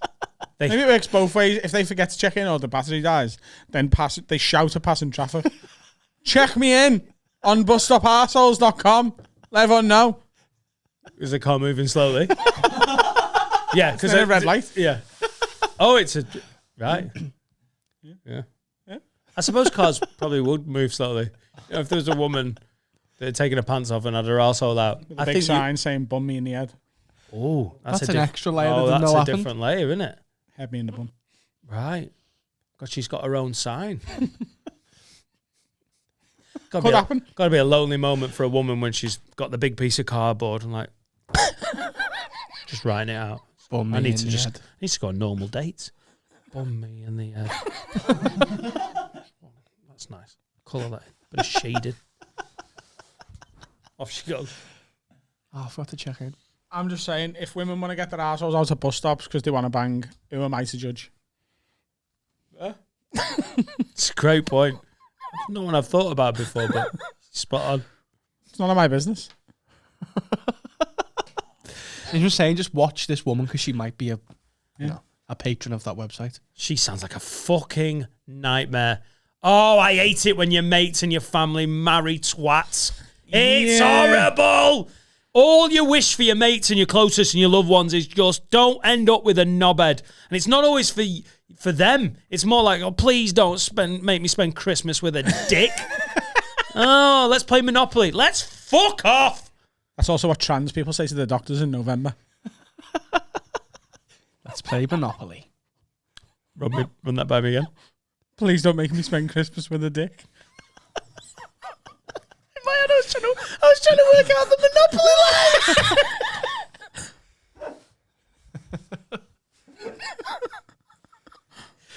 That's a really quick turnaround on that trans operation, isn't No, it? well, that's the problem. The doctor's like, we can't get this done this year. She's like, please. Please, please. I do not want to have to go Christmas shopping with a knob. Help. You'd be, you know, if you get an operation done, I think you want it done right rather than quickly, isn't it? Shahan? Yeah, I don't know. You're not going Turkey for that, are you? Can Yeah. you? Yeah, Thailand as well. Can you get turkey flange? Yeah. Thailand's the best for that. Turkey tits. Turkey tits? Filipino fanny. Phonetically works. Yeah. You remember the rules? It has to be alliterative. But it isn't. Uh, But it sounds... Just about got that one in. Squeeze that one against the post. You get a new fanny in Thailand. Vietnamese vag. Yeah, you can go to Vietnam for that one as well, yeah. Yeah. Moscow Minge. I was going to go Malaysian muff because we were in Moscow Minge. the Moscow Minge. It's a city-based Oh, one. that is a bitter drink. Fucking hell. Too much lime in that, kid. That is tart. Barnsley Biff as well. Barnsley Biff! Holy shit, get me on a fucking Cathay Pacific to the Far East for any of my new vagina needs. I am not going Barnsley for a biff. Would you ever get an Algerian asshole? Oh, no. You could do some Egyptian eyebrows as well. Egyptian eyebrows. The Algerian arsehole was Zidane. I don't know Zidane doesn't make sense, but... Was he Algerian? No, He's he's Moroccan. No, he's Algerian. Is he Algerian? French, isn't he? He's Algerian Oh, hang on. based. Heritage, lad. The macher. He won't But he get got that. He won't get that. In my head, I was like, what's the Monopoly got to do with a trans operation? Yeah, I didn't mean that. Mono. I was like, oh, yes. Don't make me spend Christmas with a dick. Right, wag lids. I'm in a difficult situation here, and I need to know if my plan to tackle it is highly immoral or not. I've been dating a girl for 6 months now, and that honeymoon stage is starting to wear off. I've realised that she's not the one for me. We lost our virginity plates together, our V plates together, which is most likely the reason for my false feelings towards her. The single life seems very appealing to me, but there's a big complication. Although I did lose my virginity to her, I've still yet to experience proper penetrative sex due to me having phimosis. My foreskin is too tight, making sex extremely painful for me. Memories. Due to all the bullshit with COVID, I couldn't get treated until now. And in a month's time, I should be able to have proper sexual experience with her. So my plan is to break up with her in a few months' time, by which point I should have enough shagging ability to live the single life.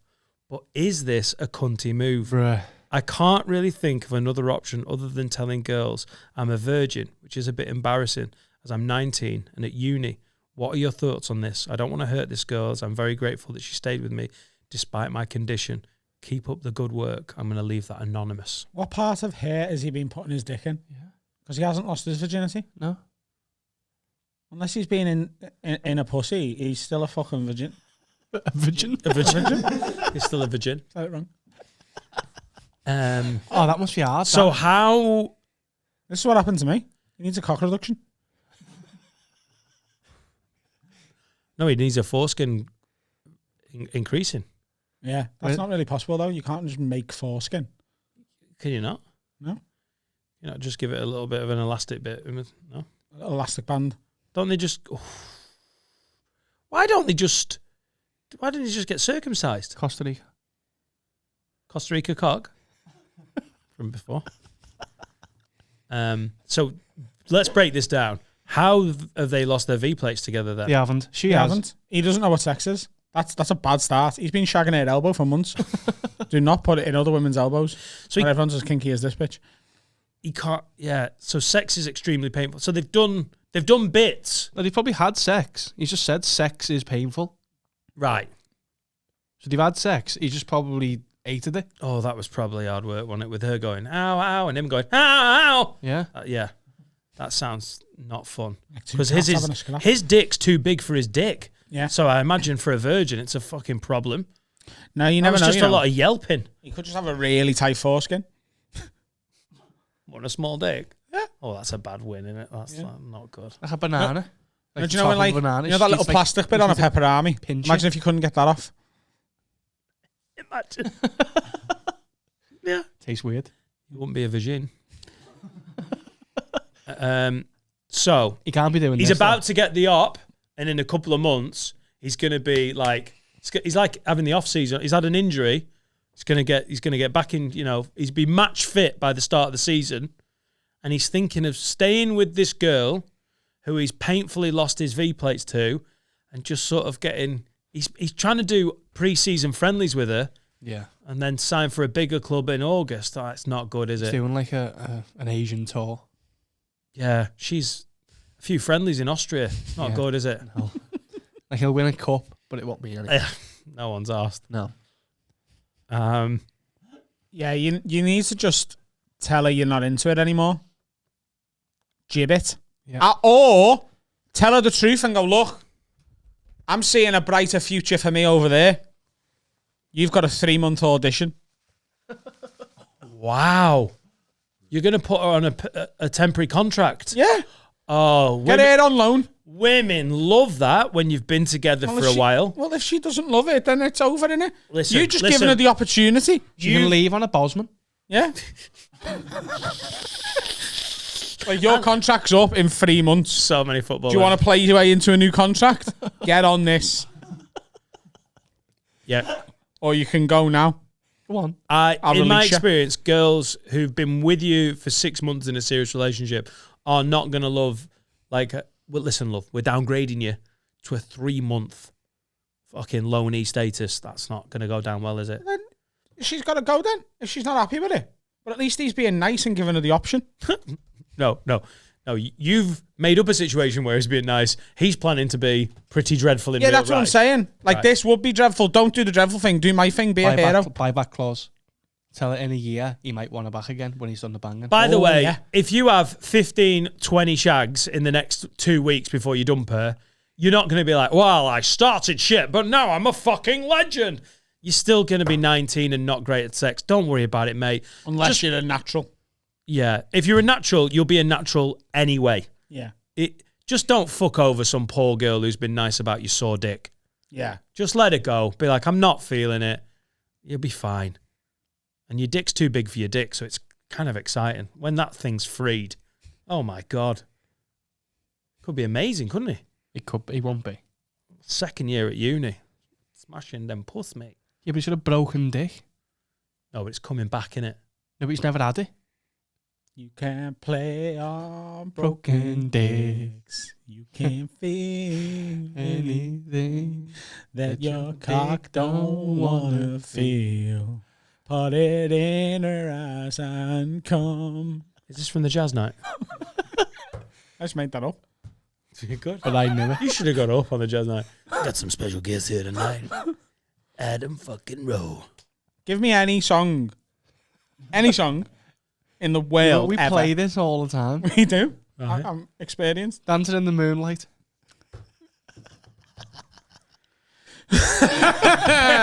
Any song in the world apart from Top Loader. Yellow by Coldplay. I know what's Look going at through. my ass. Look how I shite for you. Look at all of this poo. It is all yellow. yellow. That's good. It's a really good song. Look at my ass. How it shines for you. Very good. What about Everywhere by Fleetwood Mac? I want to come everywhere. I want to come on your shit. We Will Rock You by Queen. We will fuck you. Gonna fuck you in the asshole. What? That's the backing singer bit, isn't it? Yeah. We will rock you. Gonna fuck you in the asshole. We will. He's doing it back in bits as well. Weird B-side. Bitch, you're a whore, get down on your knees and take my dick right in your face. I'll come on your tits, slap you in the face. I'll make you feel like a piece of shit. Like you would really wish your dad would. Got daddy issues. When are you singing these? When are these getting whipped Tuesday night. Retard night. Well, fuck you. I mean, Adam Rose is really good, very revered. Oh, here he is now.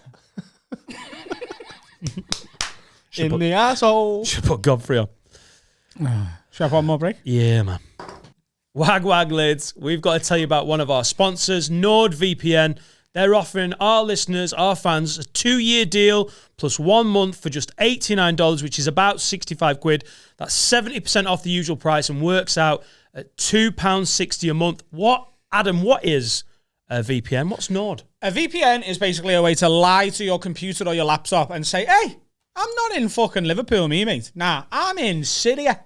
I'm in the Antarctic. I'm in Brussels. I'm in Mexico. Wherever you feel like being, where do you want to be? Where do you want to be online? You can tell a VPN, put me there, and it will give you access to that country's version of the internet. And you might not think that's any different, but you're full of shit, Susan, okay? If you're in America, you get access to American Netflix. Syrian Netflix, Susan! Have you not watched Syrian Netflix? It's wicked! It's honestly the best thing I pay for, a VPN. Being able to decide what country you want to be in and what you want access to. It's especially great, as we've said before, for the Premier League footy. You can get all the 3 o'clock kickoffs because they're shown all around the world, just not in England. You can get them with NordVPN, and I'm so happy that they're on board as a sponsor. So it's nordvpn.com/haveaword. Use our custom code HAVEAWORD. That's nordvpn.com/haveaword. Custom code HAVEAWORD. Go ahead, Susan. You fucking slag. Forgot the fucking best thing to tell you. The weirdest thing. I have loved Adam's New York City Jackanory. It's been great. So, went to do Flagrant 2 on Monday. Monday. And afterwards, Sam came with me for the record. And she just sat in the other room while we recorded it. And then I said we could go anywhere she wanted to eat for dinner. Because she came to work with me, essentially. She wanted Italian. So we asked all the Schultz's boys and Schultz, like, where we should go. Schultz was trying to get us into somewhere fucking... Hey, you got to know someone who'll knock on the fucking door for you. You know what? Like, he wants to get us like that. But I was like, she wants... What do you want? And he was going to sort it as well, but I was like, she wants something now. So... I forget the name, right? I will find it and we'll put it in here. I'll find it when we stop recording in a minute. Remind me.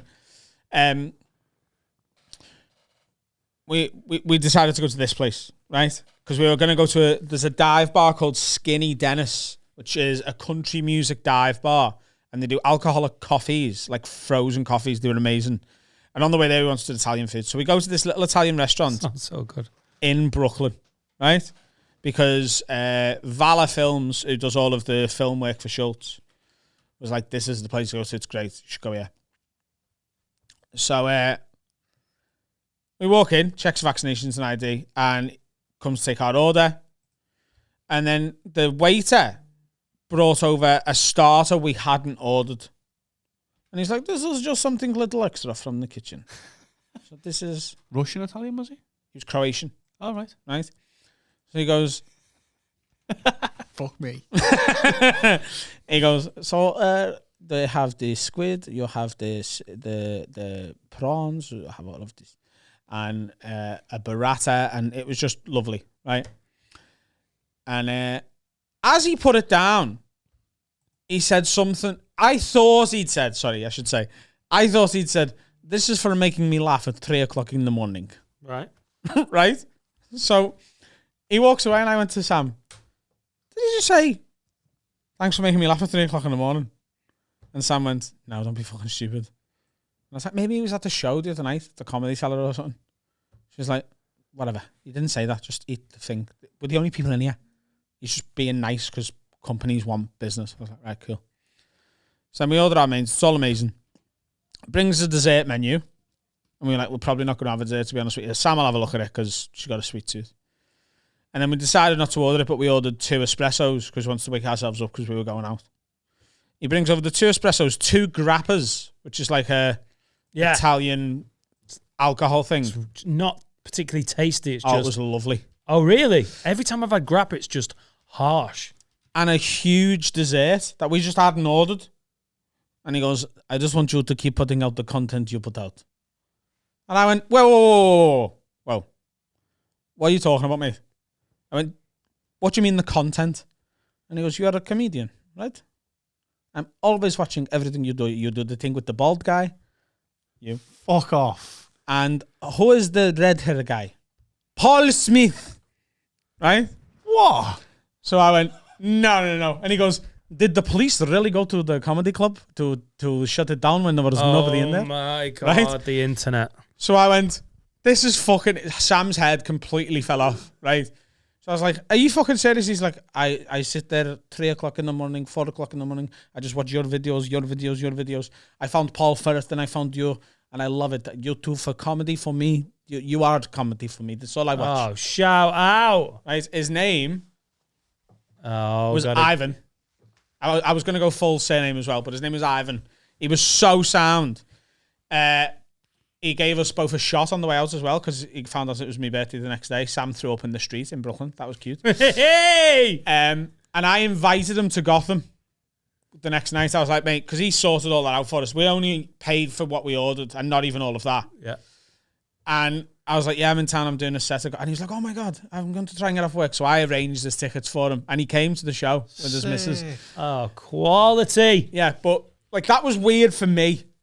And the massive coincidence that the one restaurant we chose to go into, he's there and that happens. Can you imagine how much his head fell off? Because what he said to me is like, when you walked in, he's like, I have a good memory for faces. So I see your face and I was like, I know this guy. I know him very well. Maybe I've had fight with him recently in a bar. I know him. This guy. I like his content, or I've punched his big fucking face. And he's like, is this the British comedian guy I like? It can't be. And then I see your ID and I was like, okay. I was like, Justin Bieber fangirl. I was like, no. You stay calm. What the fuck? Yeah. So his head truly fell off. Yeah. Because to me, that happens every now and then in some cities in the UK, a lot in Liverpool, and very, very rarely if I'm not in this country. And I can sort of be like, wow, that's mad. The internet's crazy, but we know we've got fans in America from our stuff, and you can sort of get your head around it. But for him, he's working in a very small Italian restaurant in Williamsburg, Brooklyn, on a Monday afternoon at 5 p.m. and in walks the guy he was watching the night before at 3 o'clock in the morning. Are you Adam Roth from Have a Word? Oh, God. That's insane. Yeah. Oh, that's Sick. awesome. Shout out. Is he a Patreon? I don't think... Sort it out, Ivan. I don't think he's a podcast guy. I think he's a stand-up guy. Oh, okay. But he's seen me clips of this, I think. Oh, right, yeah, okay. Sick. Love it. We never think about the reach of the... I know it's come up occasionally, but we always go on the public episode gets this many views, and I sort of trade on that in my head, but like we've said before, the clips are going out to so many more people. And also, he told the 2 women who Schultz got to leave, he told them to shut the fuck up at one point, which was great. He was sat right next to Sam, and they were talking, and he goes, will you guys shut the fuck up? I'm trying to watch the fucking show. Did they listen? Yeah, of course he did. You it's listen Ivan. to a Croatian man who says that. Why don't you shut the fuck up? He was so sound, and his missus was sound as well. Nice. Sick, that. In theory, we're going to have more followers from the States. So if you've picked up Have a Word from watching Rowie Bags on Are You Garbage or Flagrant 2, fucking welcome. Welcome. Go and watch the Sweet. Jamie Hutchinson episode. Go and watch the Eshan Akbar episode. Sean Walsh, Yeah. Thomas Green. Finn Taylor. Yeah. Yeah. Who are your favourites? They're Thomas Green is... We've slowly forgotten how good that episode was. No, I know what you mean. That was one of the most. That was the one that I think people passed around. Carl Donnelly that's a recent classic. Was a really good one. Sean Just go and watch them all. Just Paul binge McCaffrey them. was great. There's a couple you could miss, but hey, I had a pretty fucking good hit rate. What ones? Someone, it's funny. It's funny with the patrons. Little game now. Everyone's worked out that if they message the Patreon, they know they're talking to me. So We'll see about that. I get very few messages. No, we won't. How's your reading? How's that book coming on? I took it with me. Hey! And Still me back? yeah. Oh my God, is it Adam Rowe, the Ian Gladwell fan? Malcolm. Fuck you. So people just are messaging me, and like a game has become, can I guess who was a bit shit? And just, it's funny. I literally had last night, the night before, checking the Patreon, and mate, you know who you are, and you were fucking spot on. He did my tits in.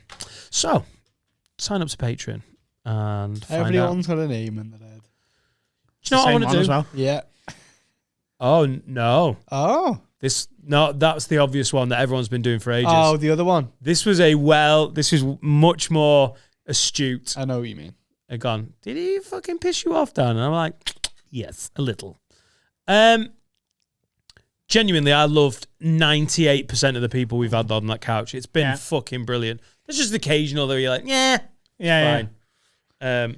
Let's do a quick questions round. I want to speed this up. Okay. Because we're in on our own. I've got some good ones. I am listening. Oh! Yeah.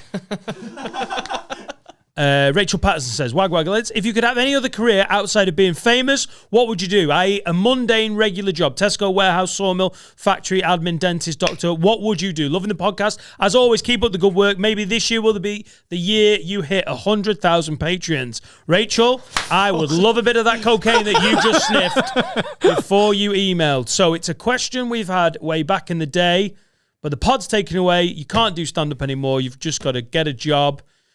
Don't say Amazon driver, because we had an email of a go, could you have a word with Adam? He always uses Amazon delivery driver as a bad thing. And, I don't mind pissing in bottles. I don't mind 14-hour shifts and no human rights. I like cars. Vroom, vroom, vroom. Postman pa. Jeffrey Bezos. I would like to be a lawyer, as we said. What are you laughing at? You would be horrendous to be. Whoa. I want no input from you for a second. I mean, good. You'd be good, but like not as good as you think you would be. Why? Why? This. No. Why? Where's your evidence? Do you think I'd be a good lawyer? Do you know what the job is? Yeah. Yeah. I'd be the guy though. I'm not Barrister. I'm going to America. Are you defending Chicago law? Do you remember that from a lockdown Chicago episode? law, yeah. I want to be a Chicago lawyer. I don't want to be doing all the research and stuff. Give me Don't like the musical, just like the fucking courts. Yeah. I'm not reading up on the shit. Just give me the info. I will go to the courtroom and I will win that argument. Blag it. I will win that argument. You're right. any Okay. prosecution? So Defense. Yeah, That's where the money is. yeah, it is. Yeah, the murderers. Yeah. Allegedly. Oh! He's there! He's on. Already fucking... Objection. This guy... Objection. Can you not refer to my client as a murderer, please, as he has not yet been convicted? You prick. Your Honour. Ben says, Wag lids, would you rather... That's a good question, that. More meat on that, All right, okay. Sorry, I thought we were doing a speed round. No, we can do both. But when there's a meaty one, let's have a bite. Let's have a scran of it, lads. Are you going to be you, Let's mate? suck that hemoglobin out and spit it in the face of a fucking prosecution. Do you know, I've loved... Finn's working here anyway, so. What would you be? I I reckon you could be a really good dancer. Classical. Where?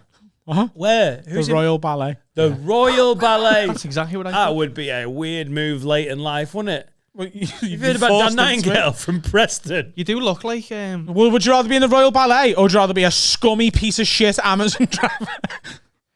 he does look like Louis Spence. Oh, can I just say to all the Amazon drivers that dream of being dancers, I like the massage the masseuse, the sports massage that I've been getting. Masseur. It's just a very relaxed atmosphere. You just want to feel men. No, I'm now realising that I'm seeing it from my side where I get to lie down and have an attractive Czech lady touch me. I would like to be a female chest massager. I'm going to invent a new type of massage. What? In case your tits are a bit... Who's going to this? So, yeah. Talk me through your clients, your patients. What are they suffering from that is going to help with a ROWE bag's tit massage? Their tits are too sore because they're too big. They're too big. So you're going to manipulate them to be what? I'm going to soothe them. Right. Bit of pseudocreme. Do you give happy endings? Pseudocreme. Yeah. Oh, dear. She's a small girl, isn't she? No. The fanny's not that far from the tits. You're misremembering. Misremembering. That was such a good dig. A bit. Hang on, let me just think. 2015. Yeah, I've just in my head gone, oh, that's nice. Put a nice little bit of music on, get a little bit of oil out, and then some big, fat, dirty cunt's going to come in, and I'm going to be like, oh, my God. Oh, would it be that bad? Yeah. Yeah, when he started going. Pastry chef. Anything to back that up, or is that just popped in? I like pastries. Right. Not another type of chef, just pastry. They all seem angry, don't they? Like the chefs. None of them seem happy. That goes way. I think with your temperament, chef might be a problem because you know when they kick off in a kitchen and there's knives around. I think if you lost your temper or someone lost their temper with you and there's a big fucking knife and a chopping board, I think you could end up like in a knife fight on the afternoon shift. A head chef needs to be a gobshite. Otherwise, they can't be a head chef. You'll never find a nice head chef because they're not good at the job. Every chef I ever worked with was angry. Yeah. Great at the job, but a gobshite. Would you then want to go into that world? Because this isn't a dead high pressure job or anything. But if we're playing this game, I want something a bit more peaceful and serene. But that's why I said pastry chef. Because they're just making, Pastry. They're making flapjacks and pans of chocolate. I want to be a pastry chef. What are you going to make? Flapjacks? Where's the pastry? There's no pastry. I've got a flapjack and a pastry. No, you know Adam's pastry-based flapjack. A baker. Yeah. Yeah. A baker / pastry chef / lawyer. / criminal.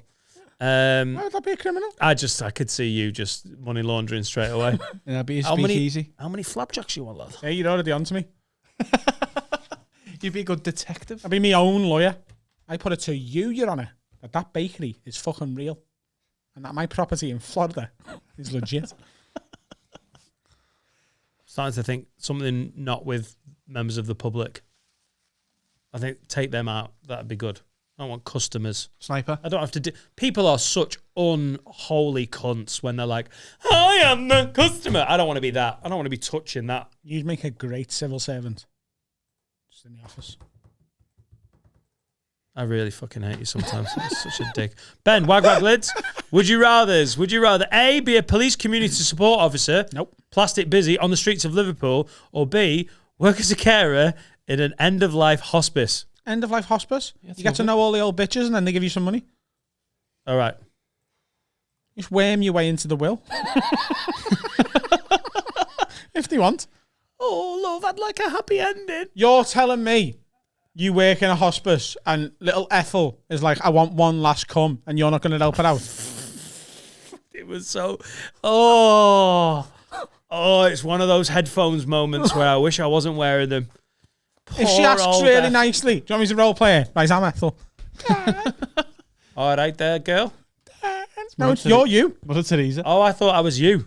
No, you're you. No, because you're the one fingering nanas to completion. Yeah, no, exactly. You're saying you wouldn't do it, so I'm trying to convince you to do it. All right, Ethel, you okay? Dad. Ethel. Hello. Put your biff away, love. Ethel, You last know time. me. Ethel. Ethel, last time I came in, you didn't have pants on. We're not at the bus stop now. Things have changed. Okay, it's away. Super squally. Ethel, stop doing your Orville impression. I wish I could die, go up to the sky, but I can't. I hate that God. Ethel, Ethel, are you on fucking helium? No, it's all. It's my real voice. Come on, Right, Dad. I'm coming in. Hi, Ethel, you all right, love? Yeah, they've said I'm going to be gone today. I've got 6 hours to live. Right, just from being old? They get very specific, don't they? You're not ill in any way. You've just been given 6 hours to No, live. it's the new government mandated old person murder. Oh, right. When you're becoming more of a burden. These fucking Tories, eh? Yeah. She's quite eloquent, though. Yeah. So he's about to get murdered. She's also got weird conspiracy theorist Alzheimer's. Ethel, love, you've only got 6 hours to live. I said I got one last wish. It's like make a wish. Okay. Make a splash. Do you know it'd be actually worse if she just dropped into your voice? I'd like a wish. You fucking knob. Touch my granny biff. Yes, that's what they said. Is that true? Yeah, well, you know, we here at Caring Hands, Yeah. I really wish I'd not licked my lips just at that exact point. We just try and do all we can to make you comfortable, obviously, because you've not got any family because they killed themselves because they had to listen to your fucking I only want the voice. first syllable of comfortable. Oh, come. Words. Very eloquent, again. Yeah. This job in care is equally annoying as podcasting. How can I make you comfortable, Ethel? Fluff your pillows? Do you want to watch The Weakest Link? Why don't I go and get you your favourite, you know, pudding or something, some nice tiramisu? I've got a pudding for you. What do you mean, Ethel? I want you to finger blast me. I'm a squirter. Still? Drink me. Well, that may give me a twitch. Yeah. What are you doing for me? Just one last time. I won't take long. Please. This situation is less awful than his voice. Please. No, I can't, Ethel. I'll tell my son to look after you in the will. You'll get millions. You've got a son. Yes. You're willing to give and he's going to be like, oh yeah, cool, Gran. I'll give millions of pounds in the He will inheritance. respect my wishes. Willie, Will you? he's going to respect. Listen, if I'm going to finger you blast you, right here, I want to make sure I'm getting these millions. Your son I'll is. wire transfer it right now. I'll do it as I finish. Oh, so you've got 6 hours to live and you can do internet banking. Yes. Wow. Yes. You can work biometrics. Yeah. I think you might have longer to live. Now. I don't. Listen, Ethel, you're a wonderful, threatening, weird old Oh, woman. you absolute pussy. Right. Get out and find me someone who'll do it. Right. God. Go and ask your son. Scene. Adam, that was hard Ethel's work. gone nowhere. Ethel has gone nowhere, Dan. She's got. She's still there. Oh no, Oh, she is. She's still here. she haunts my every waking dream. Every waking dream. My God, my words today have been poor. Collie94. Ethel, will you answer more questions? Yeah. Right. Collie94 says, question, if you got £500,000 for every second you stood in a big microwave, how long are you standing in there for? How much? £500? £500,000 Oh, 1 second. for a second 1 in a second. big microwave. You die in 1 second? No, I think you'd be right after 1 second. You wouldn't die after 1 second. Yeah, you would. It's radioactive. It's not radioactive. What? It's just a big microwave. It's like, it's big enough for you, but you're not going to go 1 second. It doesn't work like Is the that. microwave on? It's been Yeah. turned on. Yeah, you get 1 second in a big microwave. You would be dead. I got told when I was a kid, if you, like, the reason microwaves don't work with the door open is that if they did, it'd melt your face off. Yeah, were you trying to lick the microwave or something? What? You know, if you put a cat in the microwave, Yeah. which people have done, haven't they? I remember a story at Preston Uni where some students put a cat in a microwave Take and a fucking couple of put it minutes, on. but it'd kill her. No, I think in 30, 40 seconds you've got a very ill, dying cat because it's in the middle. It centers, Microwave. doesn't it? Like the heat is in the center. But you've got seconds. It's not good for you. but you're not just going to fucking explode. I'm not risking it, me. No. What about Ethel? No, I'd go in for a finger. As I already told you, I'm a multi-millionaire. What do I need that money for? She's dead in 6 hours. Would you go a second and just 1 second? But like the second, like boot the door open, and I'd take $500,000.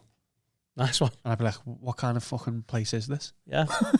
Pay off my mortgage. Future pancreatic cancer. Not a problem. No, I'm not doing that at all. Yeah, because you're scared of microwaves. Yeah. Actually, I'm scared of microwaves. Talk me through what happens when you put something in your microwave. You put it in, close the door, turn it on, it explodes.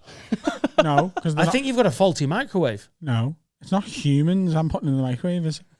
Oh no, God, sorry. No, you're not. Oh, sorry, no, you're not. You're not putting humans in. I thought you were putting humans in. You know, warm your humans up. Yeah. Humans? I cannot speak today. It's Pierce the lid. brutal. Pierce the lid. Yeah, I don't really use the microwave very often. Piers Morgan. But Stuart Pearce, signed up to Patreon. Pierce the lid. Yeah, I just wouldn't do it. I'm scared of them. What about the oven? I'd get in the oven. It's preheated though. Oh. It's dead out. You don't want to be in there. Would you? So fucking stupid. Would you get in an oven? There's a gun in there and it's shooting. Would you get in a knife? Would you be dead for a second for £1 million? We've done that for years. You just play the game where it's like, oh, you'll do this. Or not now. Yeah, you get in the oven, but you're dead instantly. What if the oven rapes you to death? How long would you get raped to death for? 10 seconds. Good luck with that.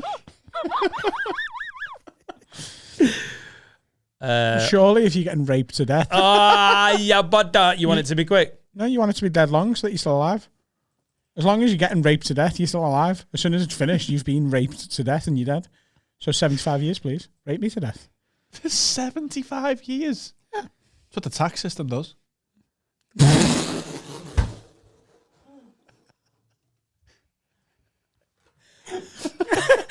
Fucking I mean, I like a bit of bullshit, but that got a bit fucking lefty.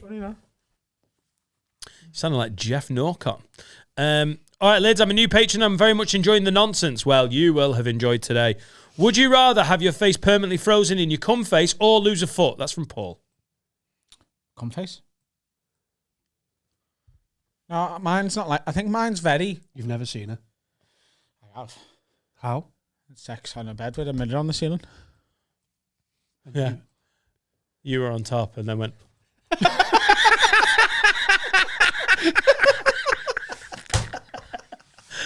That makes sexy owl. Could you imagine how fucking threatening that would be? Oh, God. Are you going to come, babe? Yeah, I mean, I'm going to go...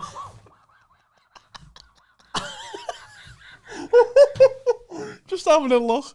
Like a fucking jazz drummer. Have you ever had sex in a mirror? Yeah, I have when I was younger, and I didn't go, oh God. When I was younger, I was like, go on, you fucking little Mowgli. I thought I looked fucking great in the mirror. Patrick Bateman did as well. What? Patrick Bateman thought he looked great as well. I'm sure he did plenty of other good things. One bad thing does not make a bad man. Makes a Bateman. Yeah. It's also fictional. Or is it? One bad thing does not make a bad man. Yeah. Yeah. Ian I think Huntley. you want to work on that if you're a lawyer. Yeah. I don't think that's how the judicial system looks at it. You've done a lot of charity work. Killed one 8-year-old. Jimmy Savile. Yeah. I don't mind me cum face. It's just a wink. Even on your own. Yeah. A wink. Oh. Done. Get on me. All right, Liz, this is from Tyler Nugent. All right, Liz, got a quick would you rather. Would you rather find out that your son was doing an OnlyFans or your daughter was doing OnlyFans? It's from Tyler. Okay, what's my son doing on the OnlyFans? Getting bummed. No, not necessarily. Could just be doing, The bumming.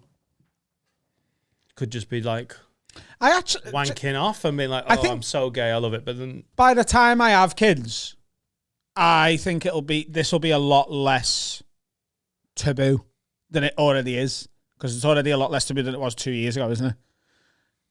I think people getting their tits and ass all out for money at bus stops or at home is. I would much rather your kid do that for fucking OnlyFans. Like, if Etta gets to 18 and she's like, Dad, I'm going to get an OnlyFans, I'm like, probably going to be, well, is there no other option? But it's definitely better than the local bus stop with her arsehole out. Like, at least it makes sense on OnlyFans. Like, yeah. It's not what you want for your kids. I don't give a shit. I'm not trying to sound like a judgmental prick. It isn't really what you want for your kids. But I don't want to be a dad who's like, how dare you, disgusting. Like, it's the fucking... I hope things do change a bit so it's a bit more acceptable. I'd rather my son and daughter do it on their own than together. That's a definite. Absolutely draw the line. Yeah. OnlyFans incest. Yeah. 100%. Yeah. Don't want that. I wouldn't be into that. I'd say no to that. The Shane Gillis OnlyFans dad sketch. So funny. If you've not seen the Shane Gillis, is it Gillian Keeves, his sketch stuff that he did? Was that after he got booted off SNL? That's basically him going to Saturday Night Live. This is what you could have had. He's doing sketches that are better than Saturday Night Live's. Yeah. And the OnlyFans dad, and he's like, he's on like one of them, it's like the dildos on like a mini bucking Bronco and they vibrate. And he's there like a classic dad in his work stuff, and he's loosened his tie like after a long day at the office. And then the kids walk in and he's like, kid, get out! And then there's just the constant cha-ching, cha-ching from the laptop as the OnlyFans is going like, good, this is how I pay for things, yeah? You want a nice holiday? Yeah. Oh, brutal. Yeah, it's well worth watching. Yeah, I don't want either of them to be doing it, but I don't think either of them would be any less good for me. Good words. Would you do it? OnlyFans? Yeah. No. Would you go out with someone who did an OnlyFans? Say for whatever reason, like we are in a situation, it's not Sam, it's not Laura, you're hypothetically down the line or in your past 5 years ago, and you meet someone and everything's brilliant, it's great, you've been on the first 2 or 3 dates, and she's paying for her own stuff at every point. You're like, all right, cool. She's like, you're really good with your money. She's like, yeah, but I do have something to tell you. I do have a bit of a side hustle. It's an OnlyFans. I would struggle with it, but I think I could get past it as long as there was no one else involved in it. Like, it depends on what, like, different people do different things in OnlyFans, don't they? Some of them are just getting the minge out. Some of them have got a minge out with a big dick in it. I don't want the latter. That's the tagline.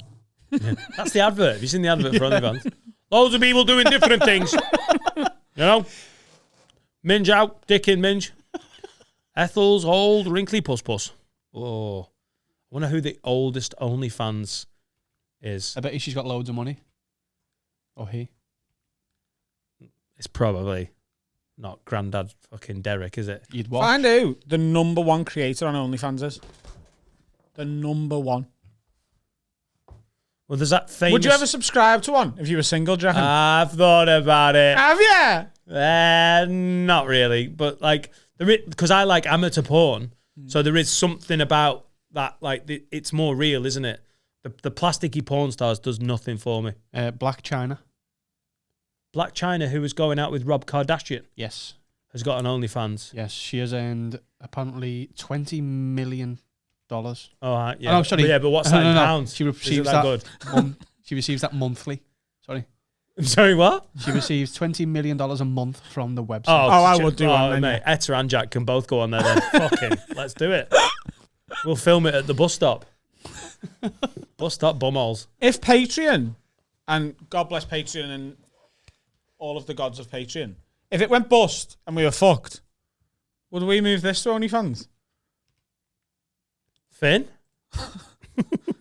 No, but you don't have to get your box out, do you? You're starting an OnlyFans. You're starting OnlyFans in case we go under. You're the money tree. The money cow. But would that be the platform to move this to? The Patreon episodes? And do what? Just what we do. Just as a platform. On OnlyFans? Yeah. Right. But you don't have to do any... You just keep doing this. Yeah. Oh, sorry. I thought you were like, yeah, if comedy's not working out, it's just me and Adam doing the Babe Station thing. Like, We just make our own. do you want to talk to lonely middle-aged bald comedians? ROWE Dans. Ronly Dans. Lonely Dans? Or the Chinese customers? I wrote it like that. I saw your eyes light up like, go on, Dan, do it. I actually saw you go, Dan, I've timed the ball beautifully. Just run on and hit it in. Podcasting and comedy didn't work out. Right, baby, all right. What are you doing? What's your name? Ethel. Hello. Oh, God. My care worker You wouldn't would- finger me. I'm you going to would- have to do it myself. You would she's make still alive.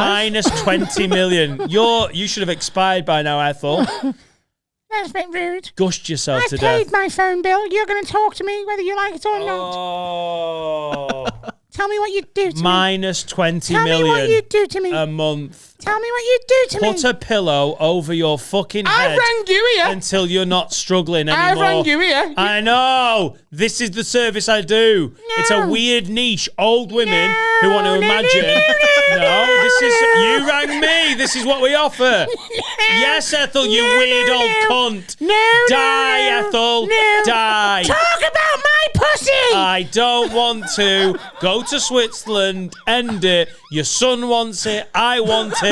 The people who live next door in the fucking old people's home are dying for you to go. The person who has to dry your fucking carpet. You dirty old squirter. No. You're going to talk about fucking me, and that's that. Don't boo me.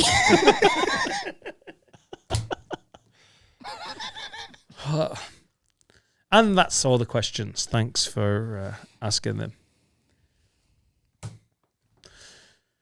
I want to stop. It's late, innit? Should we stop? We don't have to do a have a word, do we? No, Do it's our another podcast. Do whatever we want. I think, I don't know. I feel Ethel demanding to have a pussy talked about. I just don't know where you're going from there. Could you have a word with me, Dad? No.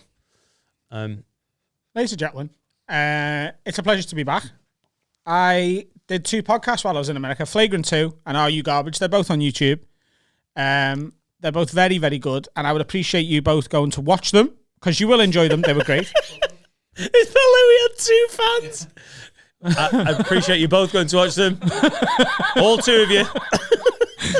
And leave a comment saying that I was the one who sent you there. Just say, like, oh, I'm here for Adam or whatever, because if these podcasts know that me and Dan are getting them more listeners, we'll get invited on more of them. All right? Also, I'm on tour. AdamRoder.uk/shows. Yeah, and I'm on tour as well. The tickets have just reached another milestone, which is amazing. DanNightingale.com. 11 now. I've sold tickets to both of our fans. We have added Belfast and Dublin and Nantwich. I mean, does it get much bigger than that? The capitals of Ireland and a place near Crewe. So go and have a little look. The tickets are selling great. Appreciate you guys. It's fucking amazing to have you back, Rowie Bags. It was really good having Barry on. Ishan was great, but it's not the same without the King Lid. Patreon.com/haveawordpod for the The lock-in. lock-in is unbelievable. And all the back catalogue. Enjoy it. Go fuck yourselves. See you next week. All right, get on me.